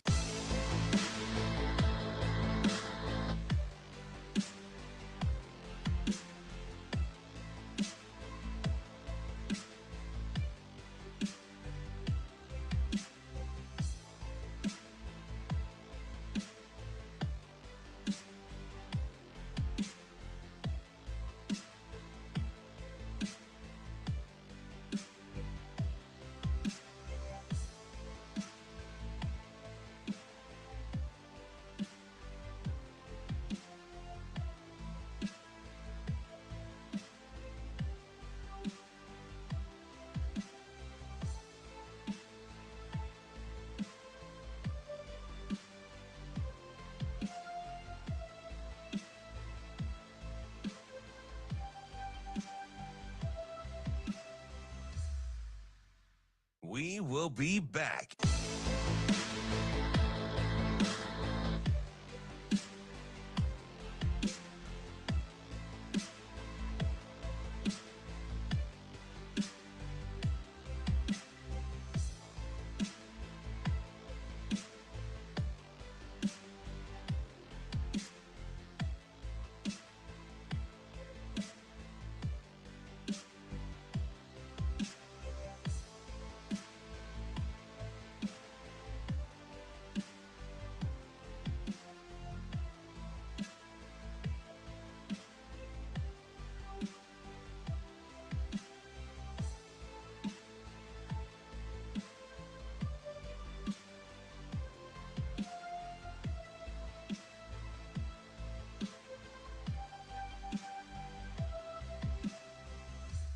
We will be back.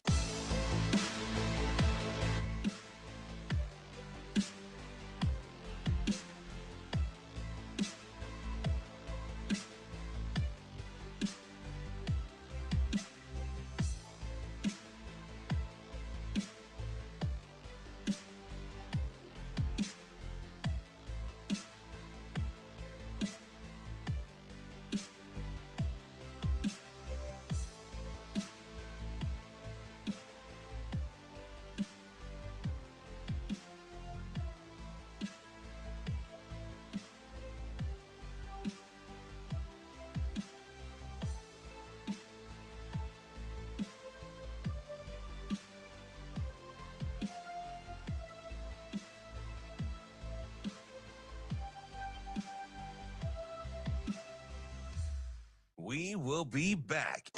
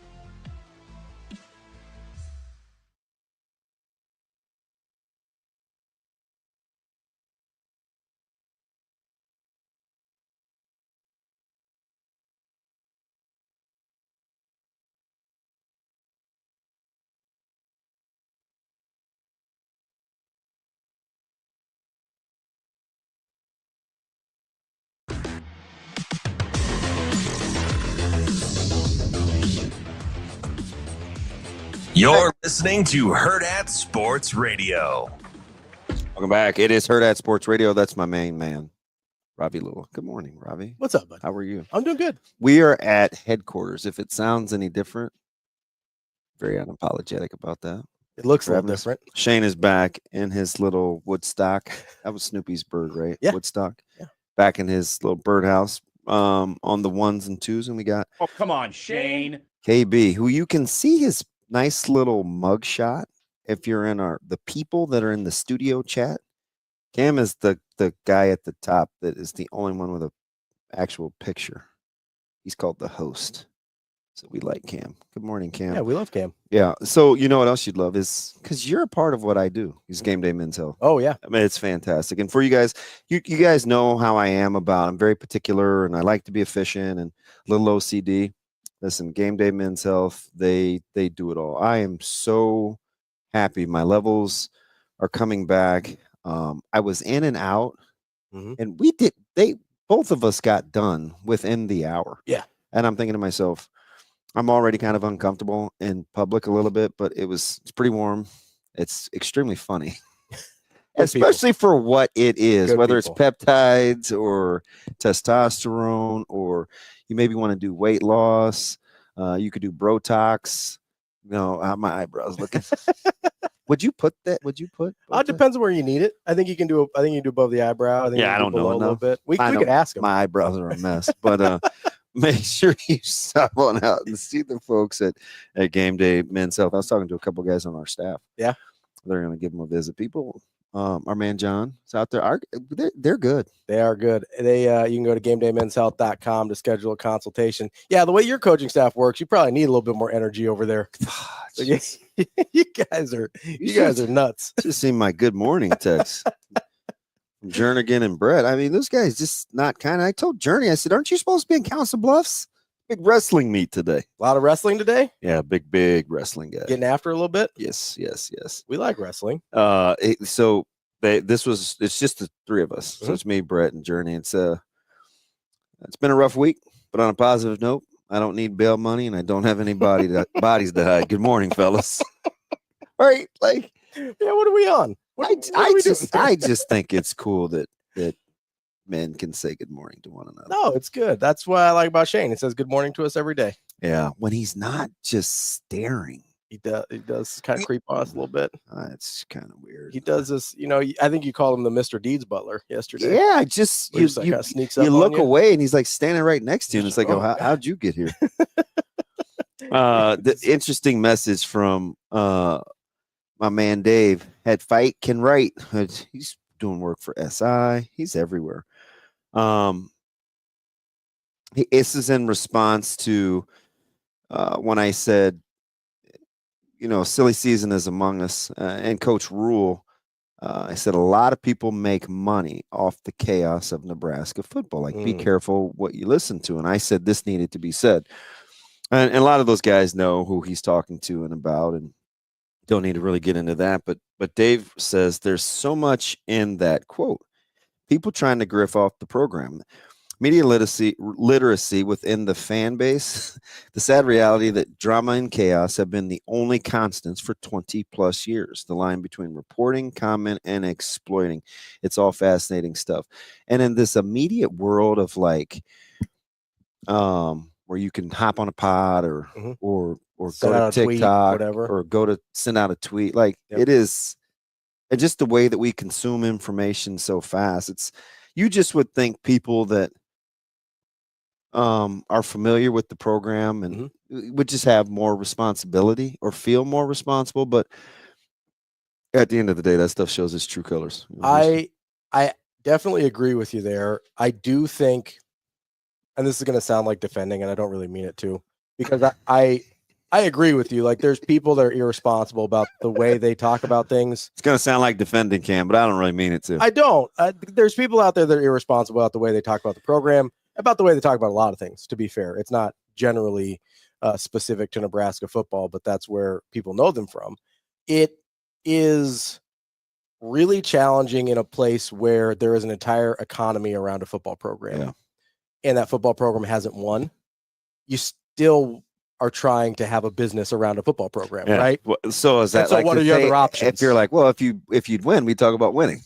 Which they wouldn't, right? To be fair. You don't think so? No, they're still going to talk about the chaos and the dissension and whatever, because again, it creates clicks. Yeah. And especially at this point, right? If Nebraska had been winning the whole time, then maybe we would just talk about the winning. But we've seen it at Alabama. We see it at Georgia. We see it everywhere, right? All of these highly successful programs, you slip even a little bit, or there's chaos going on behind the scenes or whatever, and they focus on the chaos, or they make up chaos because it's sexy, and whatever the case is. And it generates clicks, right? People in this industry sometimes don't believe that other people want to read positive things or happy things. And I think they're wrong. Now, you get more engagement, you get more outrage. It's easier to get people to engage with negativity, right? But I deep down, because it creates an immediate emotional reaction. Do I agree with that? That's what I mean, the way the entire media landscape has shifted would tend to agree with me. But I think there is an immediate emotional reaction to negativity, whereas positivity, I think you're talking about a short-term impact versus a long-term impact. If you want, so it's easier to talk about Emmett Johnson and Davis on the way out than on the way back in. 100%. But on the way back in is the more interesting story, I think. And long-term, I kind of vibe with you, because what did I hear? Like, I got this question a ton last night speaking. It was like, well, what was it financial? No, it wasn't. That's the sexy, we had to pay him off. I said, you know what? This is going to blow your mind. I think this had a lot to do with my bad. That's on me. Not my bad. I hate my bad. Mm-hmm. I'm sorry. This is not what I meant. This is how I really feel. Mm-hmm. I know it didn't play out the way X, Y, and Z. Are we good? Yeah, just communication. Yeah, we're good. I just needed to know that you value, and it's strange because I say this sometimes all the time, which is why I'm such a coward in growing relationships, is because of my capacity to care. Mm-hmm. But in return, sometimes I want to know people care about me too. Yeah. Right. And so when those levels don't match, then I have this weird way of like, I can totally buffer and maneuver that thing. So that's part of the reason I cut people off. Like if I don't feel a reciprocation, I'm not going to waste my time and energy. Yeah, I'm not quite there yet. Right. But that's why I do it. So I think with guys like that, sometimes just knowing that they matter is really all that matters. That's all you need. That's why, that's all most people need. Guys don't have to ask for anything. Yeah. It's not.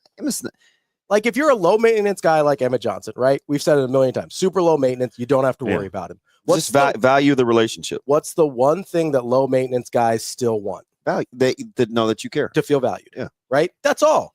Right? So if you're looking at Emmett Johnson. Because if you do, then they don't have to go out and test their worth. Yeah, because then they're good. Because that's the difference. Because every single person, no matter high or low maintenance you are, wants to feel valued. Right?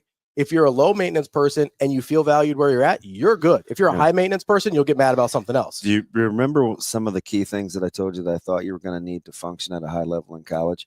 One of the things that I would say, this goes back for a long time. I said, you have to be okay with people not talking to you every day and know that you're all right. And still know they care. Yeah. Right? That it's just, you can't get everybody. And those are the best friendships too, right? Like you could go however long without talking to somebody. Yeah. You send them a text. If they're a good friend, boom, it's like you fall right back in it. That's Dumas. Like that is Zvelan. Like me and my buddy Evan, right? Sometimes we go through stretches where we talk a ton. Sometimes we go a little bit longer. We don't see each other a lot than we do. It's all the same. He knows I care about him. I know he cares about me. It's all the same. I don't know if it's hokey or corny, but I just think I don't know why I think that's what's going to grow legs going forward in college football. We're going to make it transactional, but the transactional thing will balance out. We just have to ride the wave this next 7-8 months. Let the rosters get down. Let the budget, the spending level. And then you're going to get back to what it's really about. It's still going to be about coaching and development. And the teams that are the most tight-knit, we already saw this happen in college basketball. Well, I think it's happening in football. Like the favorites for me are the teams that I think are the closest. That's why I like Oregon, Georgia, and Notre Dame. Yep. If there's Georgia worries me because of the quarterback, but that's a different thing. That's different. Yeah, but that's a practical thing. But that's a close knit group. 100%. That's a close knit group. But those are the guys. That's why I'm riding with Notre Dame. Like I like Notre Dame. My fourth is the one that I haven't liked all year. Who's that? Penn State. Oh yeah. Yeah. Because I just think they're cohesive. I don't know if they're good enough. That's the problem. Like talent-wise, explosive enough. You don't know if they have the talent for the cohesiveness to matter, but they would fall into that group in terms of those would be that's the 4 teams for me in that order of the 12. We already saw this course correction happen in college basketball, right? When the one and done came in, it became this phenomenon. You had the Calipari's of the world, you had Duke turn that direction, and then what's his name again? Calipari? Perry. I don't know. That's Perry spin. I don't know what's happening here. Oh, you're a fencer. No, I'm offended. Oh, by Calipari? Not a big Arkansas guy? I was going back to the Memphis days. Yeah. But you had Calipari. I forgot about those. I know, right? But that's where he started it, right? Yeah. He started with the one and dones at Memphis with Derrick Rose. Yeah, the Calipari days. Then Krzyzewski starts doing it. You know, North Carolina dabbles for a little bit. Kansas has this moment. But guess what? What did Kansas's national title team look like? Not a lot of one and dones on that team. I know. What did North Carolina's title team look like? Right, what did the Villanova title teams look like? Like Carolina could win with like? McCann Forte, right? It just I mean, what of the UConn title but teams you look do like? need a good enough talent level. Yeah, you have to have the ceiling, but what is the commonality out of most of the last 10 years of college basketball national champions? A higher floor. older guys and cohesiveness, right? Guys that have been in the program a couple years. That's, I think we're going to see. It's a different reason, but college basketball became very transactional for a moment there. Still is to a certain degree, but the teams that were cohesive and together figured it out and won national championships. I think we're going to see the same balancing of power in college football as well, where the transactional side of things gets evened out by the cohesive side of things. Coaches, they've had it. Yeah, absolutely. That is DB. I'm Ravi Lulla. We'll be back with Mike Sautter here on Hurrdat Sports Radio. We will be back.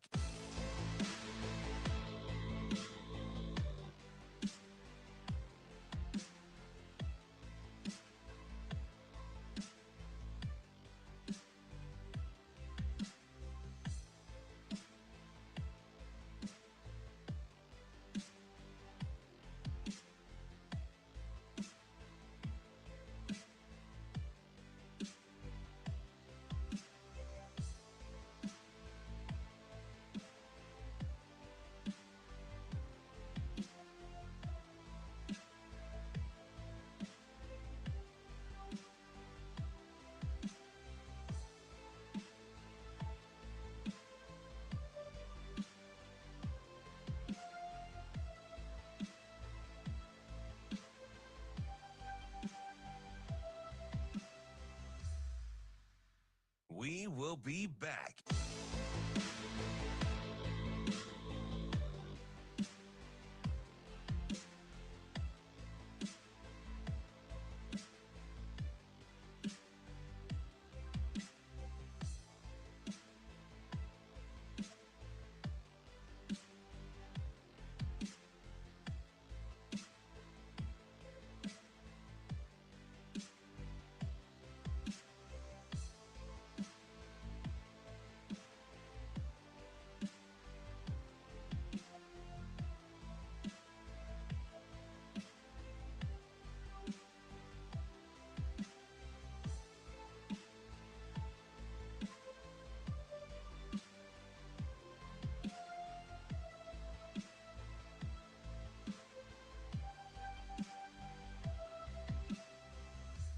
We will be back.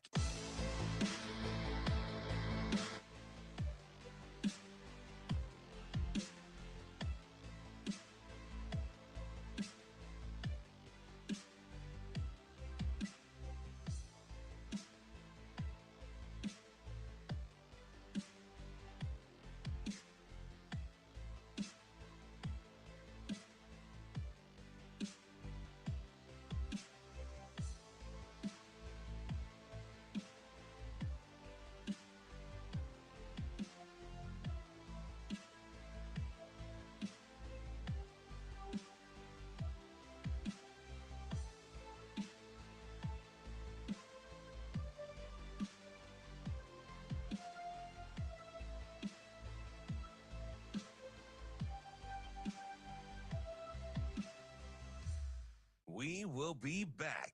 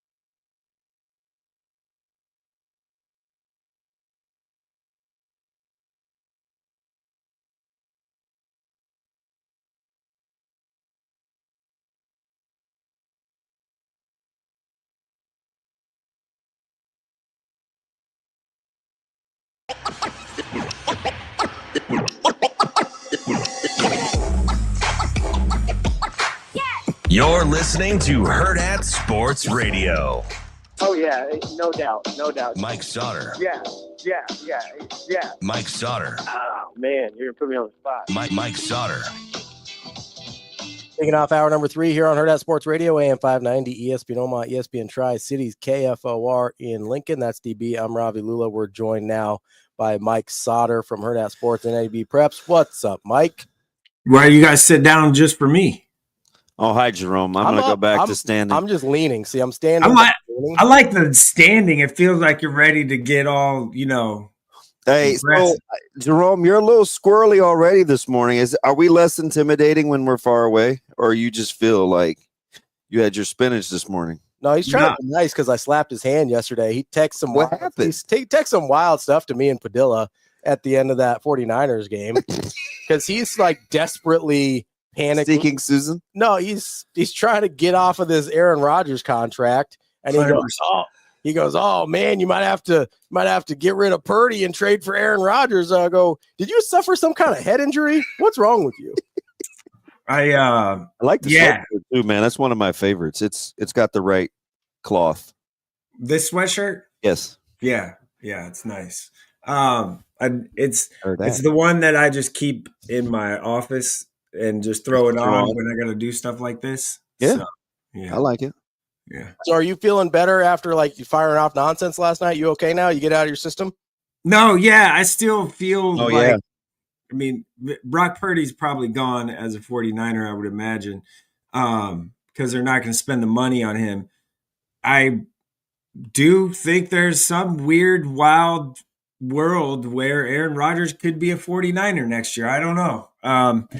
So you don't think they're going to pay Brock Purdy? You think they're going to pay a 49-year-old Achilles busted up, washed up ass Aaron Rodgers? 49, huh? Yeah. He's like, so that's where you think they're going to spend the money? It would only be 1 year, so you just have that 1 year, and the Jets are desperate to get out of that contract, I think. So, well, you only have the 1 year too, Mike, so it's okay. You'll just eat that money. We're probably just gonna stick with Aaron Rodgers for another year, and I think he also threw out Sam Darnold. Like, they're gonna go get Sam. If they had Sam Darnold last year, Mike, if they wanted Sam Darnold, they'd have kept him. You think Brock Purdy's the answer at quarterback for the 49ers? He's the answer right now. No, I mean long-term. You know they went to a Super Bowl last year, right? Yeah, long-term answer for the 49ers. When's the last time the Jets were in a Super Bowl? Super Bowl III, thank you very much. They won it. It's been a minute. Yeah, Super Bowl III they won. But I'm just saying, I don't know. Wouldn't they have already paid him if he was the long-term answer? No, they're unlike some of these other Yahoo organizations that are paying Jordan Love after 3 good halves. Like they're going to pay him when they need to. Well, DeAndre Campbell decided not to show up and play. Devondre Campbell decided not to play. So that's why he's not getting paid. He's not going to get paid by anybody to play football probably ever again. Yeah, that was funny. I mean, quitting on your team is a tough look. Like you're probably not getting paid after that by anybody. So that's the thing, right? You're going to have to be exceptional for people to look over the fact that you're a bad teammate. And considering most people had never heard of Devondre Campbell until last night for not playing football, my guess is he's not exceptional. Hey, so Jerome, before considering your government has Jerome in it, it implies a little bit of culture. Have you seen Lean on Me? Oh yeah, Morgan Freeman. Yeah, yes, the best part of that movie is when he is it Sam's when he has him come up and goes, Sam's boy, get up here and sing. Like sings a song is the best. Oh, the bathroom, aren't you my little songbirds? Yeah, that part. Yeah, and so you do know that Morgan Freeman is not Samuel L. Jackson. Yeah. Wait. Have you seen Coach Carter? Hold on. So no. Hang on. Okay. Have you seen Coach Carter? I know Coach Carter is a movie, and that was not Morgan Freeman. It was Samuel L. Jackson. Have you seen Boys in the Hood? A lot. So, story about Boys in the Hood. My brother and I, when I was in middle school, one summer, the VHS tape, we watched White Men Can't Jump or Boys in the Hood every day. Can I just ask, what tied White Men Can't Jump and Boys in the Hood together just now? I don't know. It just was every time I hear Boys in the Hood, I just think to that summer where we just watched it every single day. So this ding dong earlier, and I know you were still asleep. I was talking about Boys in the Hood. I told him he probably didn't watch movies in the 90s, this, that, and the other. We got into some cultural references, and he goes, well, I did see White Men Can't Jump. And I go, that doesn't count. And he said, "Well, it had a black guy in it." I was talking about eras. You just seamlessly weave those two together. I was talking about eras of movies. I don't know. You made it a black-white thing, not me. I don't. Not would I do that.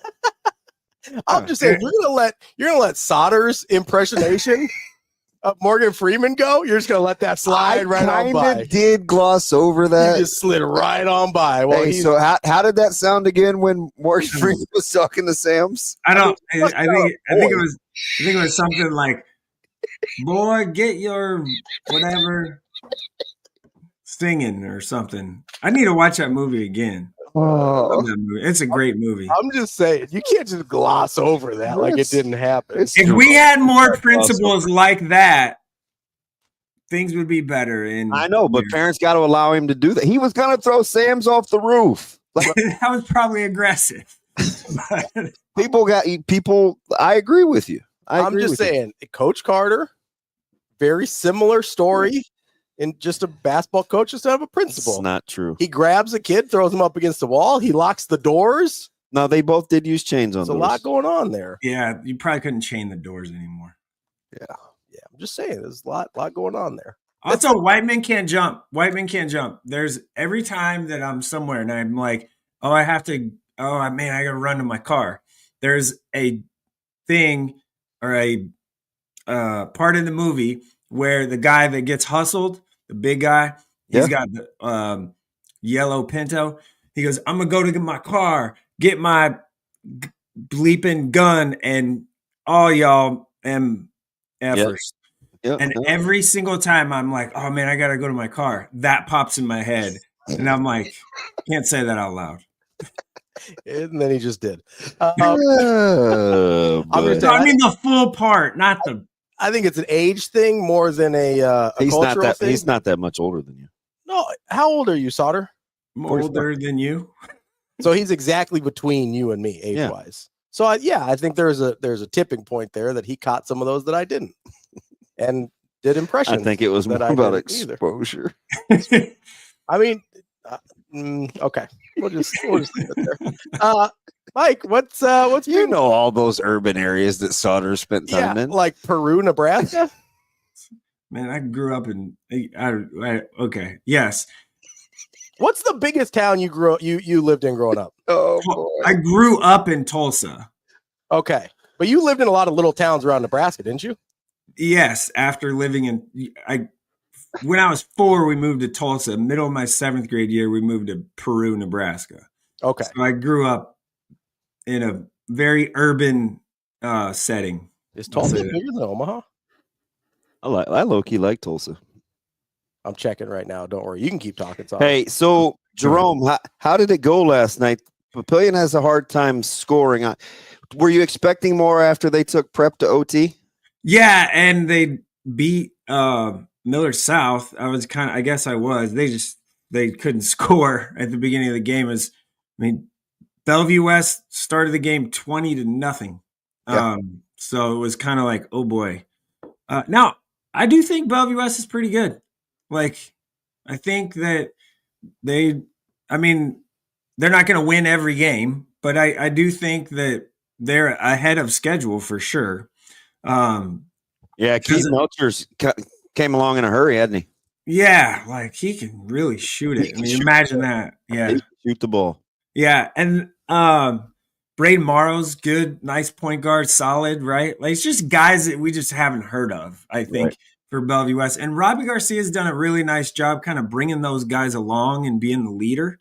I've seen, both their games so far this year, which is kind of an oddity. But that's just how it worked out. But I do like their team a lot.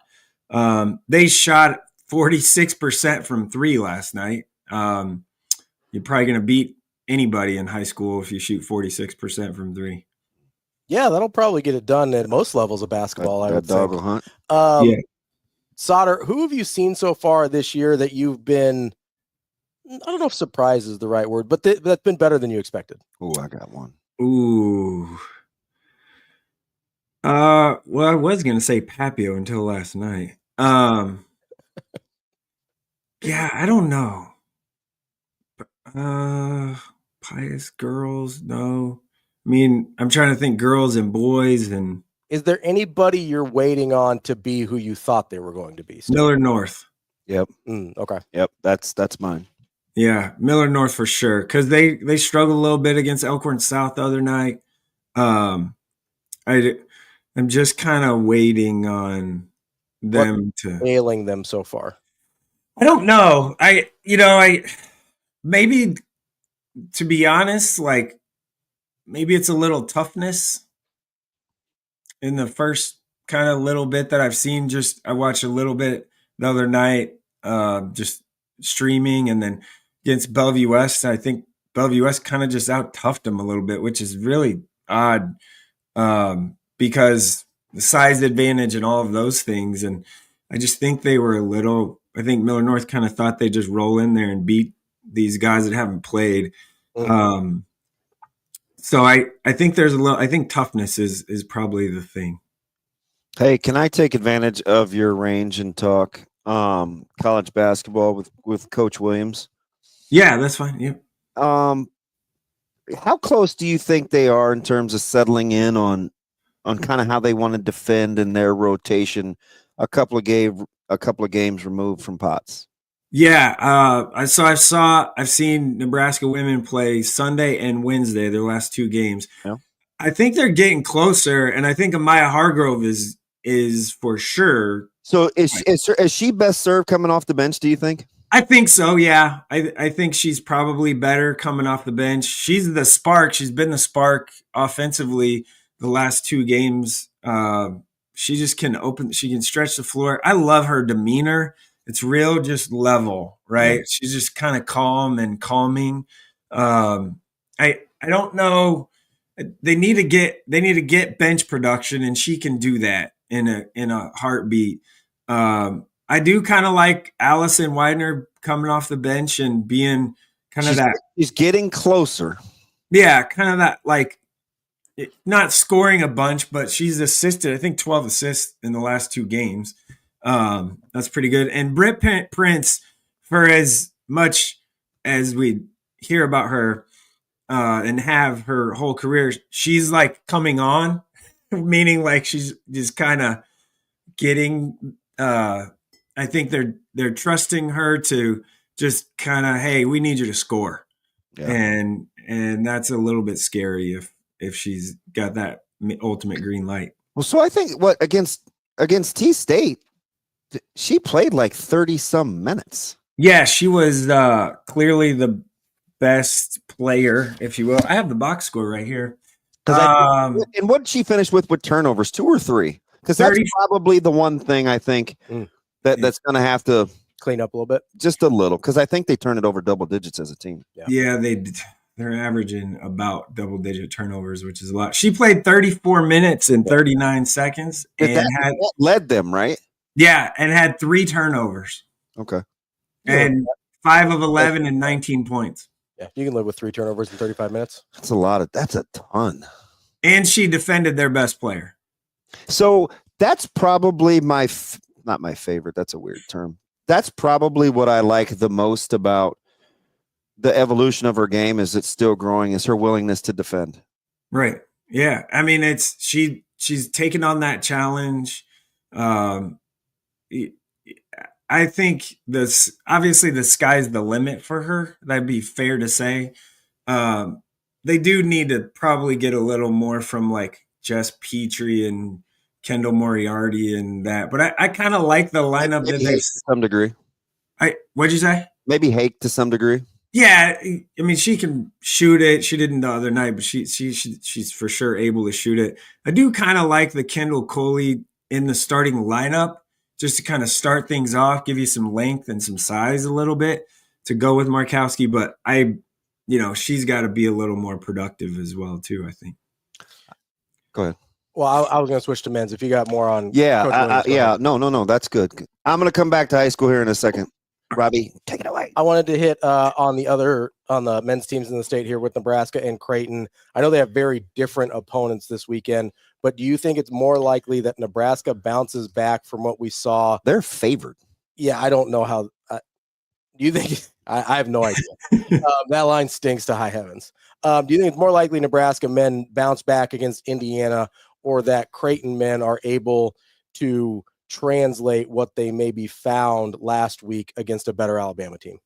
I think it's probably more likely Nebraska wins somehow. They're favored by 1.5. I don't know. I don't know how. I guess I do know how. One is Indiana is very poorly coached. Now their talent is tremendous. Their size is tremendous. But they don't really shoot threes enough. They just want to pound it inside. And what Nebraska's done so far, and with what they did with Kalkbrenner, what they've done with Zach Edey in the past, I think defensively they can hang in there. I do think it'll probably be close, like mid-70s, 74, 72 or something like that. Nebraska very much so needs a bounce back because what happened at Michigan State was terrible. They played terrible. A 27-1 run, like that doesn't happen in JV high school basketball. So that needs to probably not happen again. They got slaughtered on the boards. Sometimes it happens in JV high school basketball. Sautter. I've been there. That probably not needs to not happen again. Yeah. So it's one of those where, like, gosh, I don't know if Indiana is extremely talented, but Nebraska's also won 3 in a row against Indiana. And I think part of that is coaching because, frankly, Indiana was a lot more talented.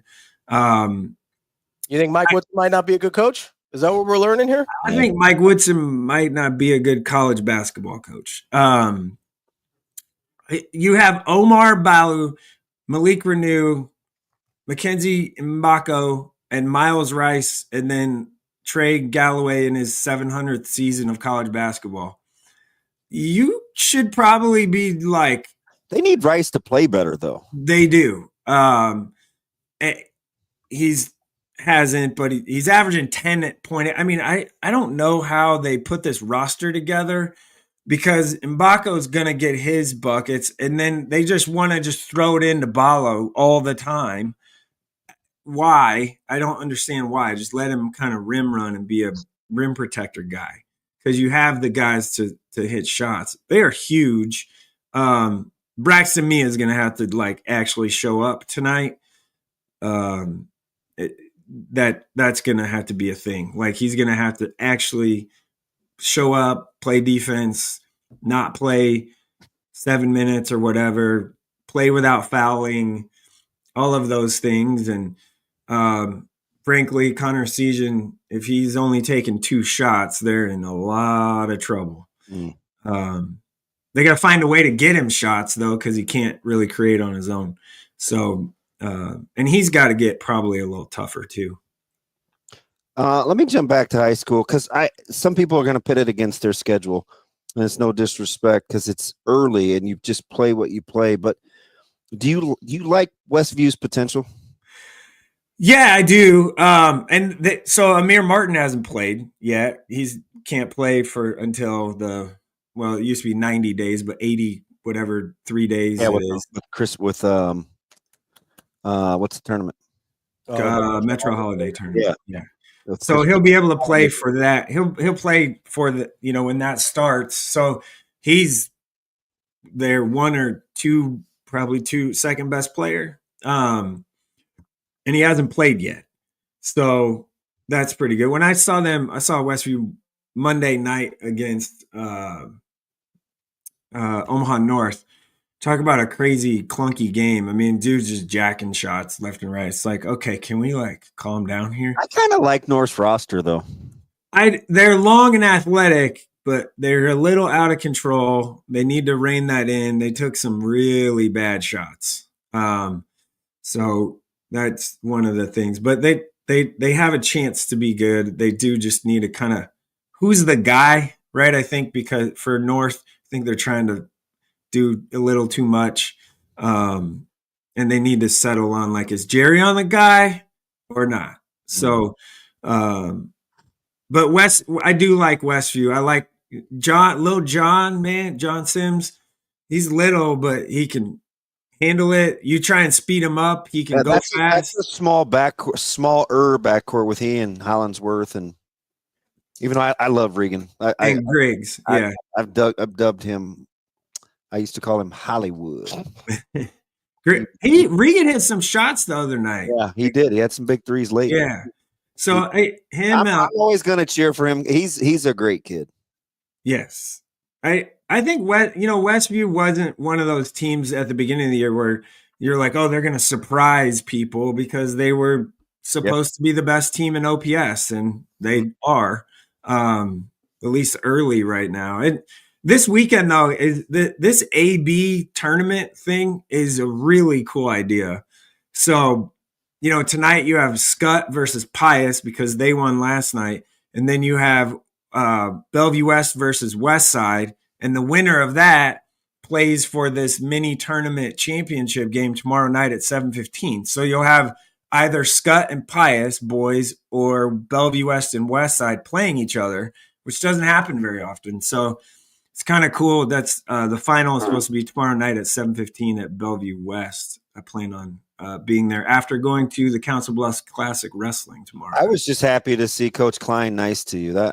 He's a great guy, so I didn't expect anything less, but good on him for reiterating that. Hey, Coach Klein has done a tremendous job with this group.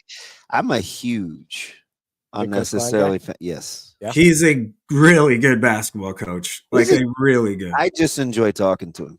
And he's kind of a nice guy, I guess. Yeah. Sautter, where are you going to be tonight? You going to be at Nebraska? Yeah, I'll be Indiana, Nebraska, and then hopefully get to see the West Side Warriors tomorrow. And Lee Robinson's kind of made his presence felt in 2 games, averaging 14 and a half. The least surprising news ever. Right. It's one of those where, like, good basketball player, good at basketball. For a long time. Played against older kids his whole life. He's the real deal. If we get him out for football, look out. Oh, you're trying to do look that? Out. That's my guy. We'll see what happens. I will say this. London Dada's had a nice start to the year for Westside, and I want to bring that up because he's just a sophomore. Last year, just watching him kind of walk around, I'm like, dude, he's going to be really good someday. Yeah, that's what his dad tells him every day. I'm glad London's starting to listen so his dad can keep his cool. Hey, man, his dad wasn't a bad player now. He was pretty good. Great administrator, too. Just don't want him to have to choke his kid. It's Mike Sautter, Hurrdat Sports, NAB Preps. Mike, we appreciate it. As always, we'll talk to you next week. Thanks, Jerome. Have a great day. You too, Mike. Make sure you get out to Foaling Warehouse, Omaha. A great place to hang out with friends, your business, whatever you've got going on. You can have events or just have a nice Friday or Saturday night. Go check them out, foalingomaha.com, to check out their hours, what all they provide, as well as reserve a lane. It's just like bowling, but with a football. It's foalingomaha.com. We'll be back. More Hurrdat Sports Radio. We will be back.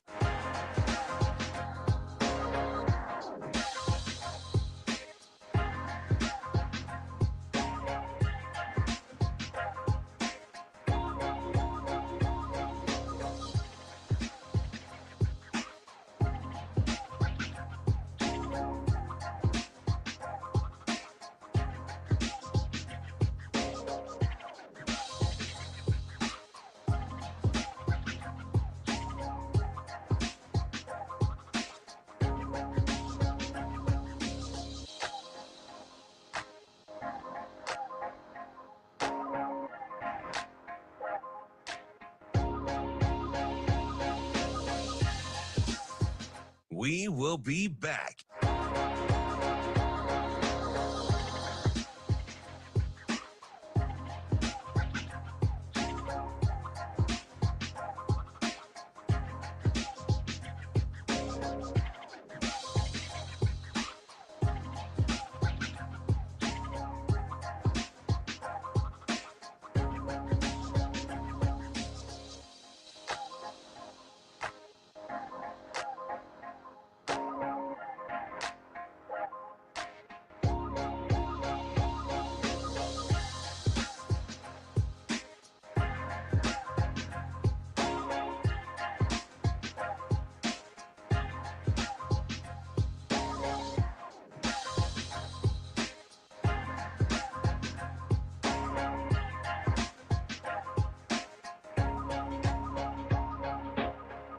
We will be back.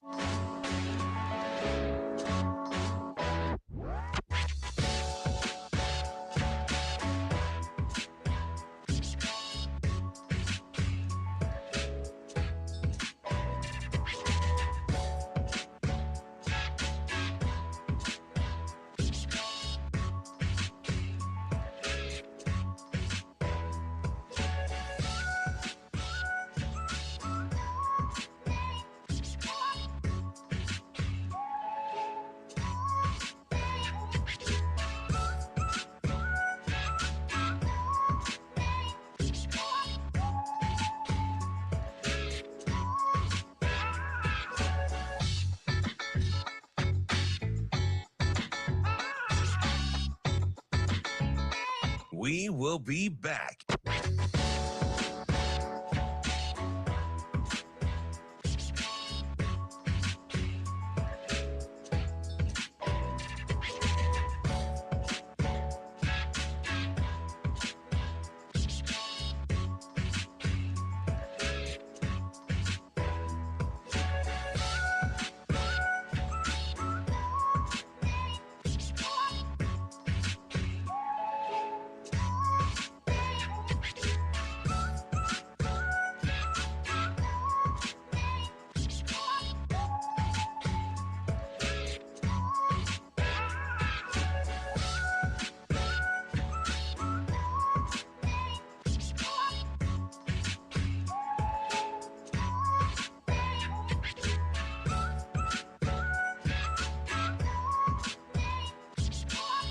We will be back.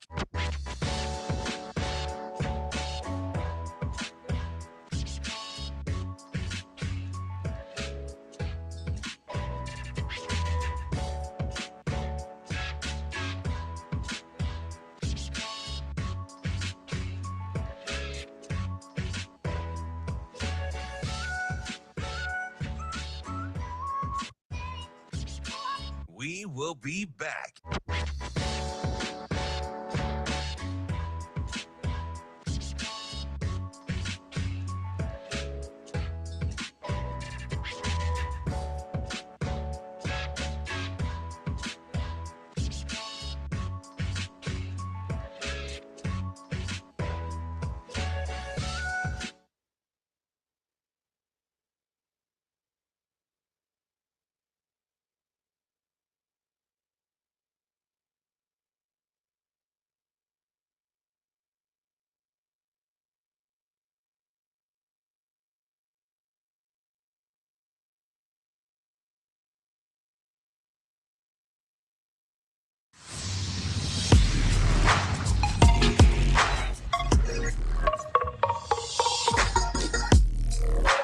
You're listening to Hurrdat Sports Radio.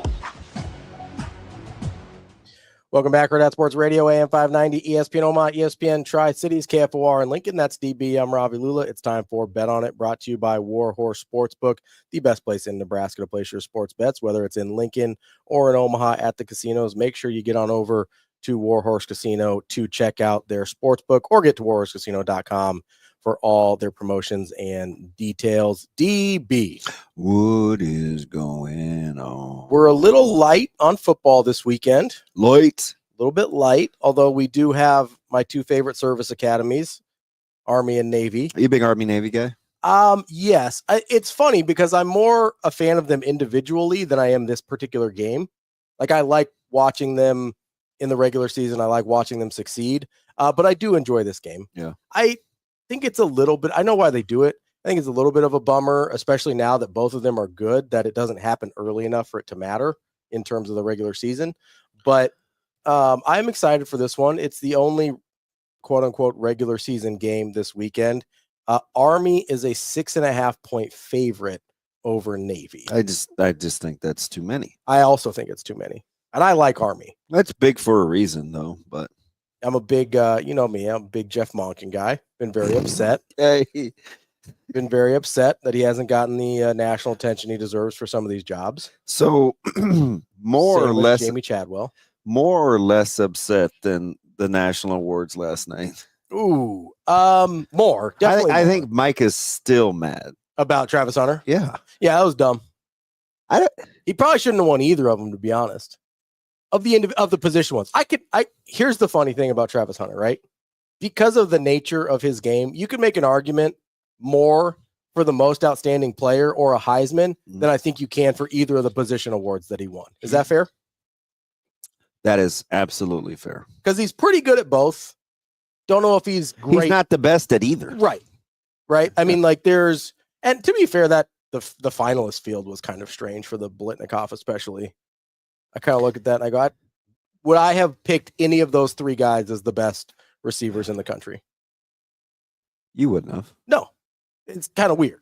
Like, I don't really know. Because it was what? It was him, it was McMillan from Arizona, and there was a guy from San Jose State, right? Yeah. And McMillan from Arizona, I probably would have put in there. Legit. Right? Super legit. Probably should have won out of that group. But because the Blitnikoff doesn't have that's not one of them with the age restrictions on it, right? So I'm sitting there, I'm going, okay, you got a couple true freshmen out here that are probably the two best receivers in the country. Yes. You know what I mean? Like, I almost said statistically. Sarcastically? It's not funny, Cam.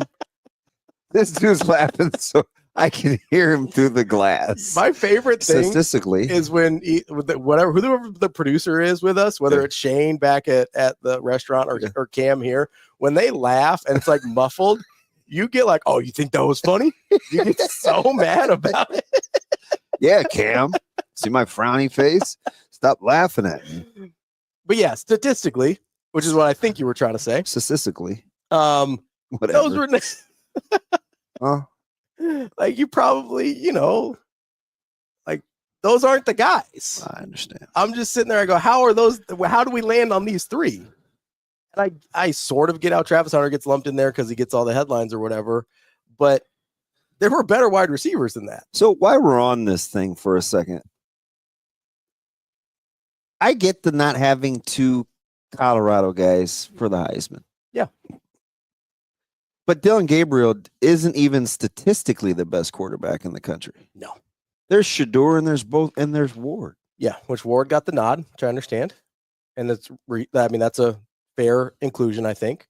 Miami is not anywhere near the college football playoff conversation without Cam Ward. But I don't know how. I guess best player, best team, Dillon Gabriel is how he got in. Is that what we're doing? It's kind of the Mark Ingram deal. Sure. Right? I mean, should he have been Big Ten Offensive Player of the Year? I get he was the favorite going in. And he was also favored for the Heisman going in. That doesn't mean he deserves it. I probably not. It doesn't seem like I don't think of this year in the Big Ten. Who was the only guy you guys commented on every time he made a play in the Oregon Penn State game Saturday? Oh, Tez. Yeah. Yeah. I mean, he's silly. Yeah, it kind of gave me, I've made this analogy before. It kind of gave me the same vibes of, not to the same degree, but when Johnny Manziel and Mike Evans were down at A&M, everybody's like, oh, Johnny Manziel. I'm like, Mike Evans is pretty good. A lot of those balls. What you asked me off air a couple weeks ago, you go, yeah. You ever go back and watch old A&M stuff like Johnny Manziel? And I was like, yeah, I mean, sometimes, every once in a while. Man, are we sure Mike Evans wasn't the best guy on that team? Because I'm not sure. That's what you asked me. And that's how I kind of feel about Tez and Dillon Gabriel. I think it's kind of the same dynamic. Not to the same degree. Dillon Gabriel's, I don't know if he's better than Johnny Manziel, but I trust him a little bit more. But I'll just go back to some of those highlights. And you get this a lot with elite college quarterbacks that don't have, that aren't well regarded for the NFL. Is you look at it, you go, oh, their wide receivers make a lot of plays. Yeah, Tez is like 160 pounds, though. I know. I kind of love him. Is he 5'8"?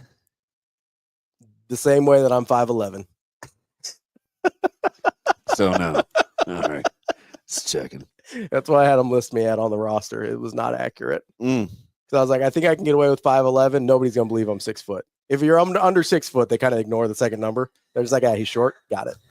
Yeah, I don't know. Who do you think it's a foregone conclusion? I think it should be Jonty. I really do. I don't know. I don't think it's going to be. You don't want to bet on it? I probably wouldn't put money on it because I think I'd lose it. But for my money, Jonty was the best player in the country this year. I'm right now looking up the current Heisman odds. Yeah. I would imagine Travis Hunter's a prohibitive favorite. I remember before I was affiliated with the university, I get to vote. I used to vote on this thing. Oh, did you? Yeah. I didn't know you were a Heisman voter. Yes. But I can no longer do that. Do you remember what was like your last year? Do you remember? It would have been 2022. Okay. How long were you for a while? 5 years. Okay. I'm trying to think of who the guys were in there. See if you made any egregious decisions. I can't even remember. But I can't. Really? That's okay. What? I just trying to think if you would have, because you like to get a little. Oh wow, they're not even close. What is it? These can't be current. The current odds for Heisman? Travis Hunter is the only minus. That's what I'm telling you. I bet he's a prohibitive favorite. I bet that's right. Listen, I'm not surprised. I bet that he's the favorite. I'm surprised that we just have rested in the fact that he's the best player in the country. I don't think he is. I think he's the most interesting story in the country. But he is the most talented. I'm not gonna. No, I'm not hating on him. I just like I said, I think he has a more deserving shot at the Heisman than he did at the Biletnikoff or the Thorpe.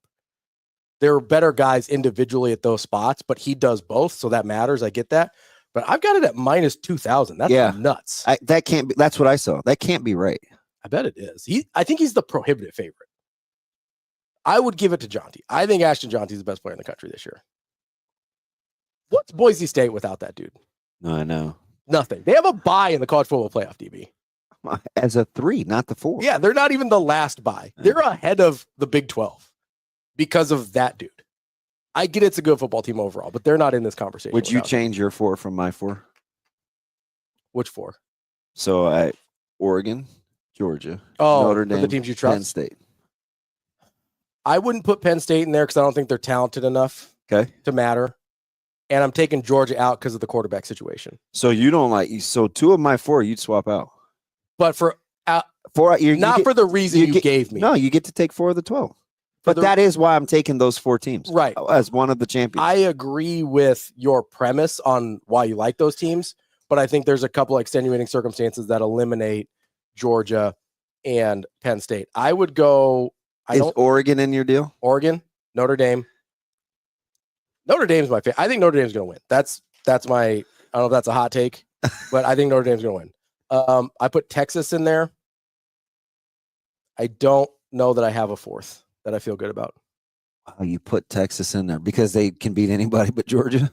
Yeah, and Georgia, and they can beat. I bet they can beat Georgia without a full game of Carson Beck. That's what I'm betting on. Is that Texas healthy can beat a Carson Beckless Georgia if they have to. I don't know. I think Notre Dame is the best version of talent and cohesiveness. Maybe Oregon. Not sure I would debate that. But I like Notre Dame is the team that I like to win the national title. If not, it's probably Oregon. Yeah, it's one of those 2. You want another tight-knit team that I think's getting way too many points is Clemson. Plus 11? Yeah. Seems like a lot. Yeah, I have a hard time because if I'm riding with Texas, I have a hard time being like, well, Clemson still it probably should be closer than 11, but I got to ride with Texas there. You just know that you saw the second half against SMU. Yeah, and I've seen, the ACC all season. So that's Bet On It, brought to you by Warhorse Sportsbook. That's DB. I'm Ravi, Lulla, Matt Vrzal coming up next to wrap up the week.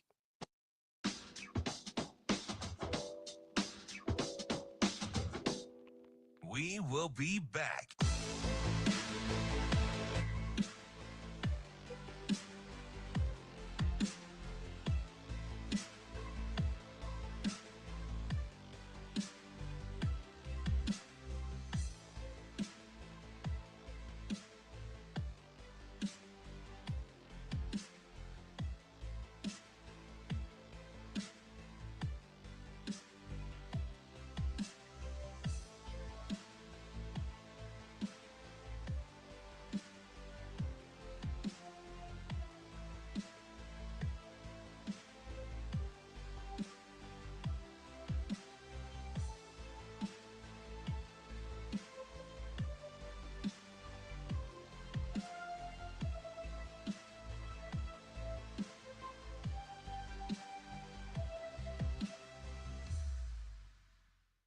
will be back.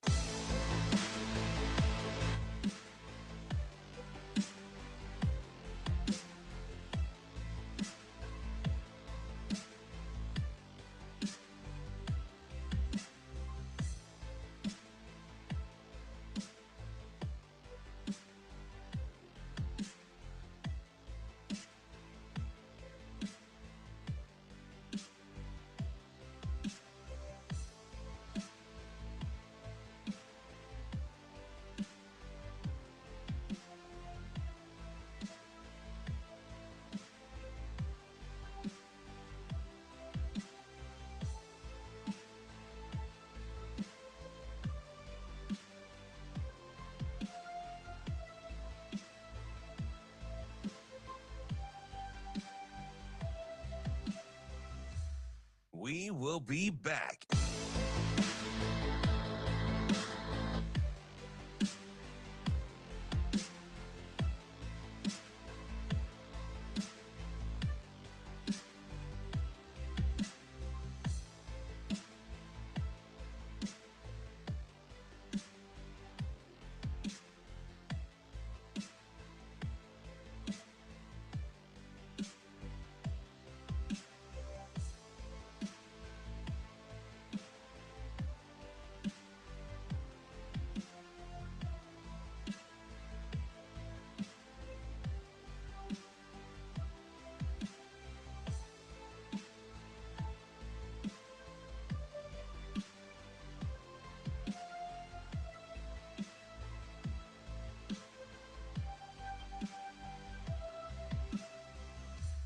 We will be back.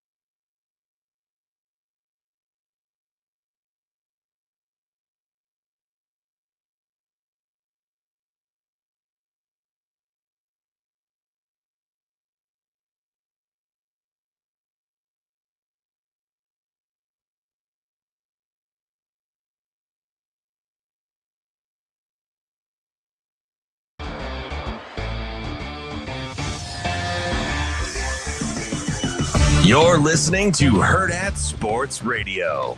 Now let's find out what Matt Vrzal is better at. Telling stories or making pizza. Matt. Matt's an exceptional young man. Matt Vrzal. Happy birthday, Matt. You know, Matt, he's a tremendous athlete. Matt Vrzal.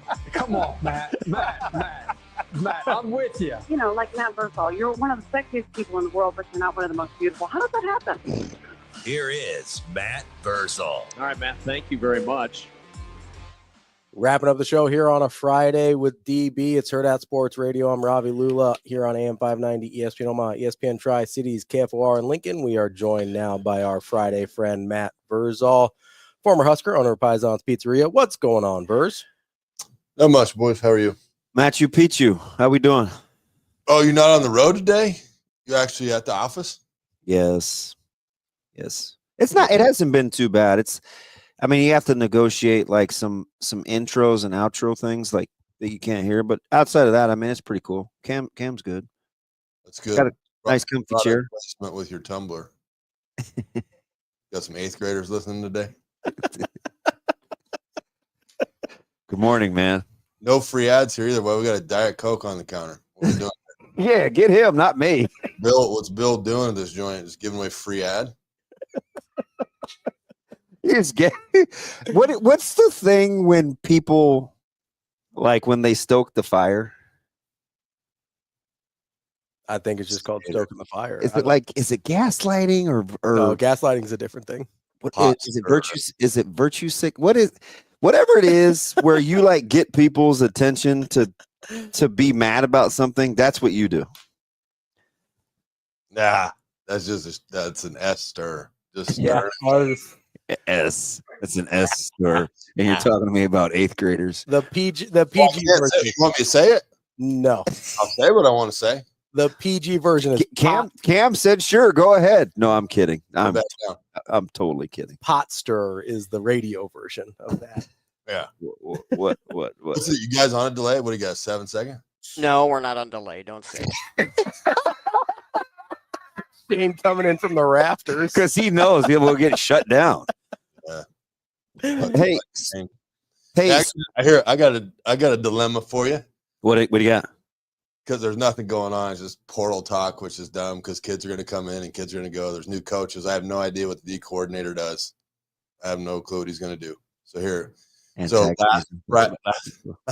last week. So I get Katie is working and this old boy comes in. He's deaf. Right. That's fine. We've got methods to figure that out. So we're working with him and we're going. And so he's got 5 people. So, we got him at a table. It's appropriate. It's 3:30 in the afternoon. Okay. So we're sitting there having a great night. Everything's going good. His buddies finally show up at 5. So he's occupied a 5-person table for an hour and a half. Which I know. Oh. Okay. So fuse is short to start. All of said gentlemen are deaf, which is fine. We're communicating. Everything's going great. They've signaled that they love their food. We're now to 6 o'clock. They're still occupying a 5-person table on a weekend night. And I am now having to tell people that come in, you have we don't have room. It's going to be a little bit. And they point at the table. What's up with that table? It's like, I have no idea. Now, mind you, the last thing that they ordered that I could charge them for was at 5. No, I'll say it was at 5:45. All right. So I need this table. This is how I live. I got to turn and burn. About every 15, 20 minutes go by now. You're making me nervous. Because they won't leave. So I walk over and I do this. Oh, you point to your finger. I got to go. Okay. Wrap it up. No, you didn't. Yeah, I did. And guess what time they left? Immediately? 9:30. Oh. 6 hours. Oh. It's sad. Hey, you're doing the time motion thing. Got to go every 30 minutes. Oof. Are they just doing it to aggravate you? No, I did. Well, a couple times I did this.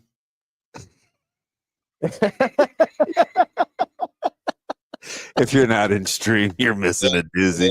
They looked at me like I was like, "What are you doing?" So, again, were you gonna do another form of sign language, or were you mad? I was trying to find deaf people I know to come over and hand signal to them. Hey, it's time to roll. It's called sign language, Matty. What's the difference? Hand signal, same thing. We're hand signaling. Yep. Ending just as offensive as we started. And they were just, why is that offensive? Well, I don't think people would say, "Hey, do you know hand signals?" I think they would say, "Hey, do you know sign language?" Fair. Tomato to me, but yeah. So anyway, dealt with it. They left eventually. And you know when I can manipulate my eyes to make people realize that they shouldn't probably come back. Yeah. When you go serial killer. Yeah, I know. I've seen it. Human by human that left. I just was like, oh, you did. You gave him one of those. I would say, you do the big crazy eyes on him. Think about it. It's just rude. Like if you can't comprehend that we need that table, like there's people standing waiting, and I've seen you do it just the opposite too, where somebody will want to come in and no, you have to that table's open. Yep. And they'll look at you like, what difference does it make? And you'll reiterate, that table's open. I need the big ones. Yeah. Turn and burn. Then this new trend, like people just in a PSA for everybody. Do not call in to order and then sit down with your to-go order. You can sit at the bar. You can sit at the oven. but you ain't sitting at my table. I don't care what time of day it is. I'm tired of that one too. So they stopped. Matty Vrzal here for business. They stopped ordering. The last thing they ordered was at 5:45, and then sat there for another 3 hours and 45 minutes. Yep. Oh, that's a tough hang. That's a tough hang. And that's, I'll be honest, we just quit refilling their drinks. Oh, that's shaking cups. I was like, nope. Hey, I got a question, Matty, because we've talked about this before, and I can't remember exactly what you said. We were doing like this date. It was one of the offensive line coaches that's coaching either for the Giants or the Jets. It wasn't McNally. Might have not either been either one of the New York teams, but he was from the MAC, and he was explaining why so many guys from the MAC conference and smaller schools do so well in the NFL. And he talked about the eye for talent and looking for certain things and not just measurables. And the correlation, Nebraska's got 2 offers out to MAC guys now that play offensive line. Do you remember having Illinois State guy? So they offered, where's Wolfschlager from? He's from, I just saw it. He's from Bowling Green. Yep, that's right. And I knew you like the other guy last week. What is it about kind of the conferences and what you're looking for that translates so well to Power 4? And in this case, the pros. Man, it would be awesome if you could go through and say that's what it was. Like but it just probably more is the case of that's just where they happened to be. Like they fell through the crack and that's where they ended up. And you can watch games and you can know when a kid's outclassed everybody. He just kind of pops off the screen to you in his first couple steps. So I think it maybe has more to do with just a couple kids that have slipped through the crack, which you have more of a chance to be in the MAC if that has happened to you. I don't know if I can correlate it to just because it is the MAC or the smaller school. Gotcha. Vrzal, there's the thing that I think about a lot with whether it's, I think about it with basketball players. Band holds on. What's that? How that rubber band holds on top of your head. Just got tightened up. Wow. Let's see that thing shoot off of there and like what the full mane looks like. It's not good. It looks terrible when it's not up in the bun. Yeah, it's awful. Like what are we talking here? It's just long. Why are you encouraging him? It looks sweet. I like it with the bun. I don't like it when it's long. You don't? Incredible. No, it's just running down the back of my head. What's that? You don't go to bed like that. Wifey's got like the full flow. Oh, I go to bed with the bun in. Oh, you do? Yeah. Then why keep it long? Because I like it with the bun. I like the look of the bun. Oh, you like the bun? Okay, got it. Yeah, the hair is long for the bun. That's the exclusive purpose. No, I wonder a lot about guys that end up at, MAC schools as opposed to, because we all know there's guys that get late offers to Power 5 schools, whether it's basketball, football, whatever. And I do wonder if there's certain guys that the opportunities presented at a MAC school, they may not be any different or more special than guys that end up at the back end of a Power 5 roster. They just made the right decision to go to a place where they could be developed. Like, do you think that it could be as simple as that with these MAC guys? I think what happens when you have kids that are like wicked talented, they develop what a lot of kids miss right now, which is spite. Like you missed me. I'm about to show you what you missed. And then you're going to come back and ask me to, and now the kid has a ton of leverage. It's like, you missed me the first go around. Now you're going to pay. Yeah. Because you need me. So I think that's too many kids. Oh man, I'm awesome. I'm the best. I play on this team. I'm going to this school, yada, yada, yada. But nobody embraces the hate anymore. Like, if you look at those 90s teams, it was the land of misfit toys, right? Mm-hmm. T. Frage was supposed to be a defensive back or running back anywhere else. Gio said, no, you come play quarterback. The Peter brothers were hockey players. They were hockey players and good ones. Like you look at all these parts and pieces that nobody wanted, and you get enough guys in the room that are spiteful and want to prove to the whole world, hey, everybody missed us. Everybody. Then you got good culture and you got good system and you got good communication. And then you get all these talented people that thought Wistrom was supposed to be a tight end. right? Michigan was going to put him at tight end where he was going to go until an awesome recruiting visit with the best recruiters in town came to fruition. We had a good hit rate that one year. Oh man, we were like 7 for 8. That Brandon, God, what was that a-hole's name? Brandon something. He went to ended up at A&M and Brandon Stewart, maybe. Yep. Back. Then he ended up at Tennessee. He straight up told us, he's like, I ain't coming here. I was like, we are about to go perfect. Like they think we're he called us. Big Verghese, need one. I'm like, what's up, dude? Just got monster coming in. We need you to get him. I'm like, okay, send him over. Send him to the bullpen, calling in the right-hander. Got the closer, Matty Vrzal. We appreciate it. All right, that job. 44 South Cottoner was the closer. Hey, come over here. I need to talk to you, by the way. All right. It sounds serious. Don't blow it off again like you did last week. Pissing me off. That's Matt Vrzal. We'll talk to you later, Verz. That's the show for the day. That's DB. I'm Ravi. We'll be back on Monday with more Hurrdat Sports Radio. See you. Have a good day. Love you.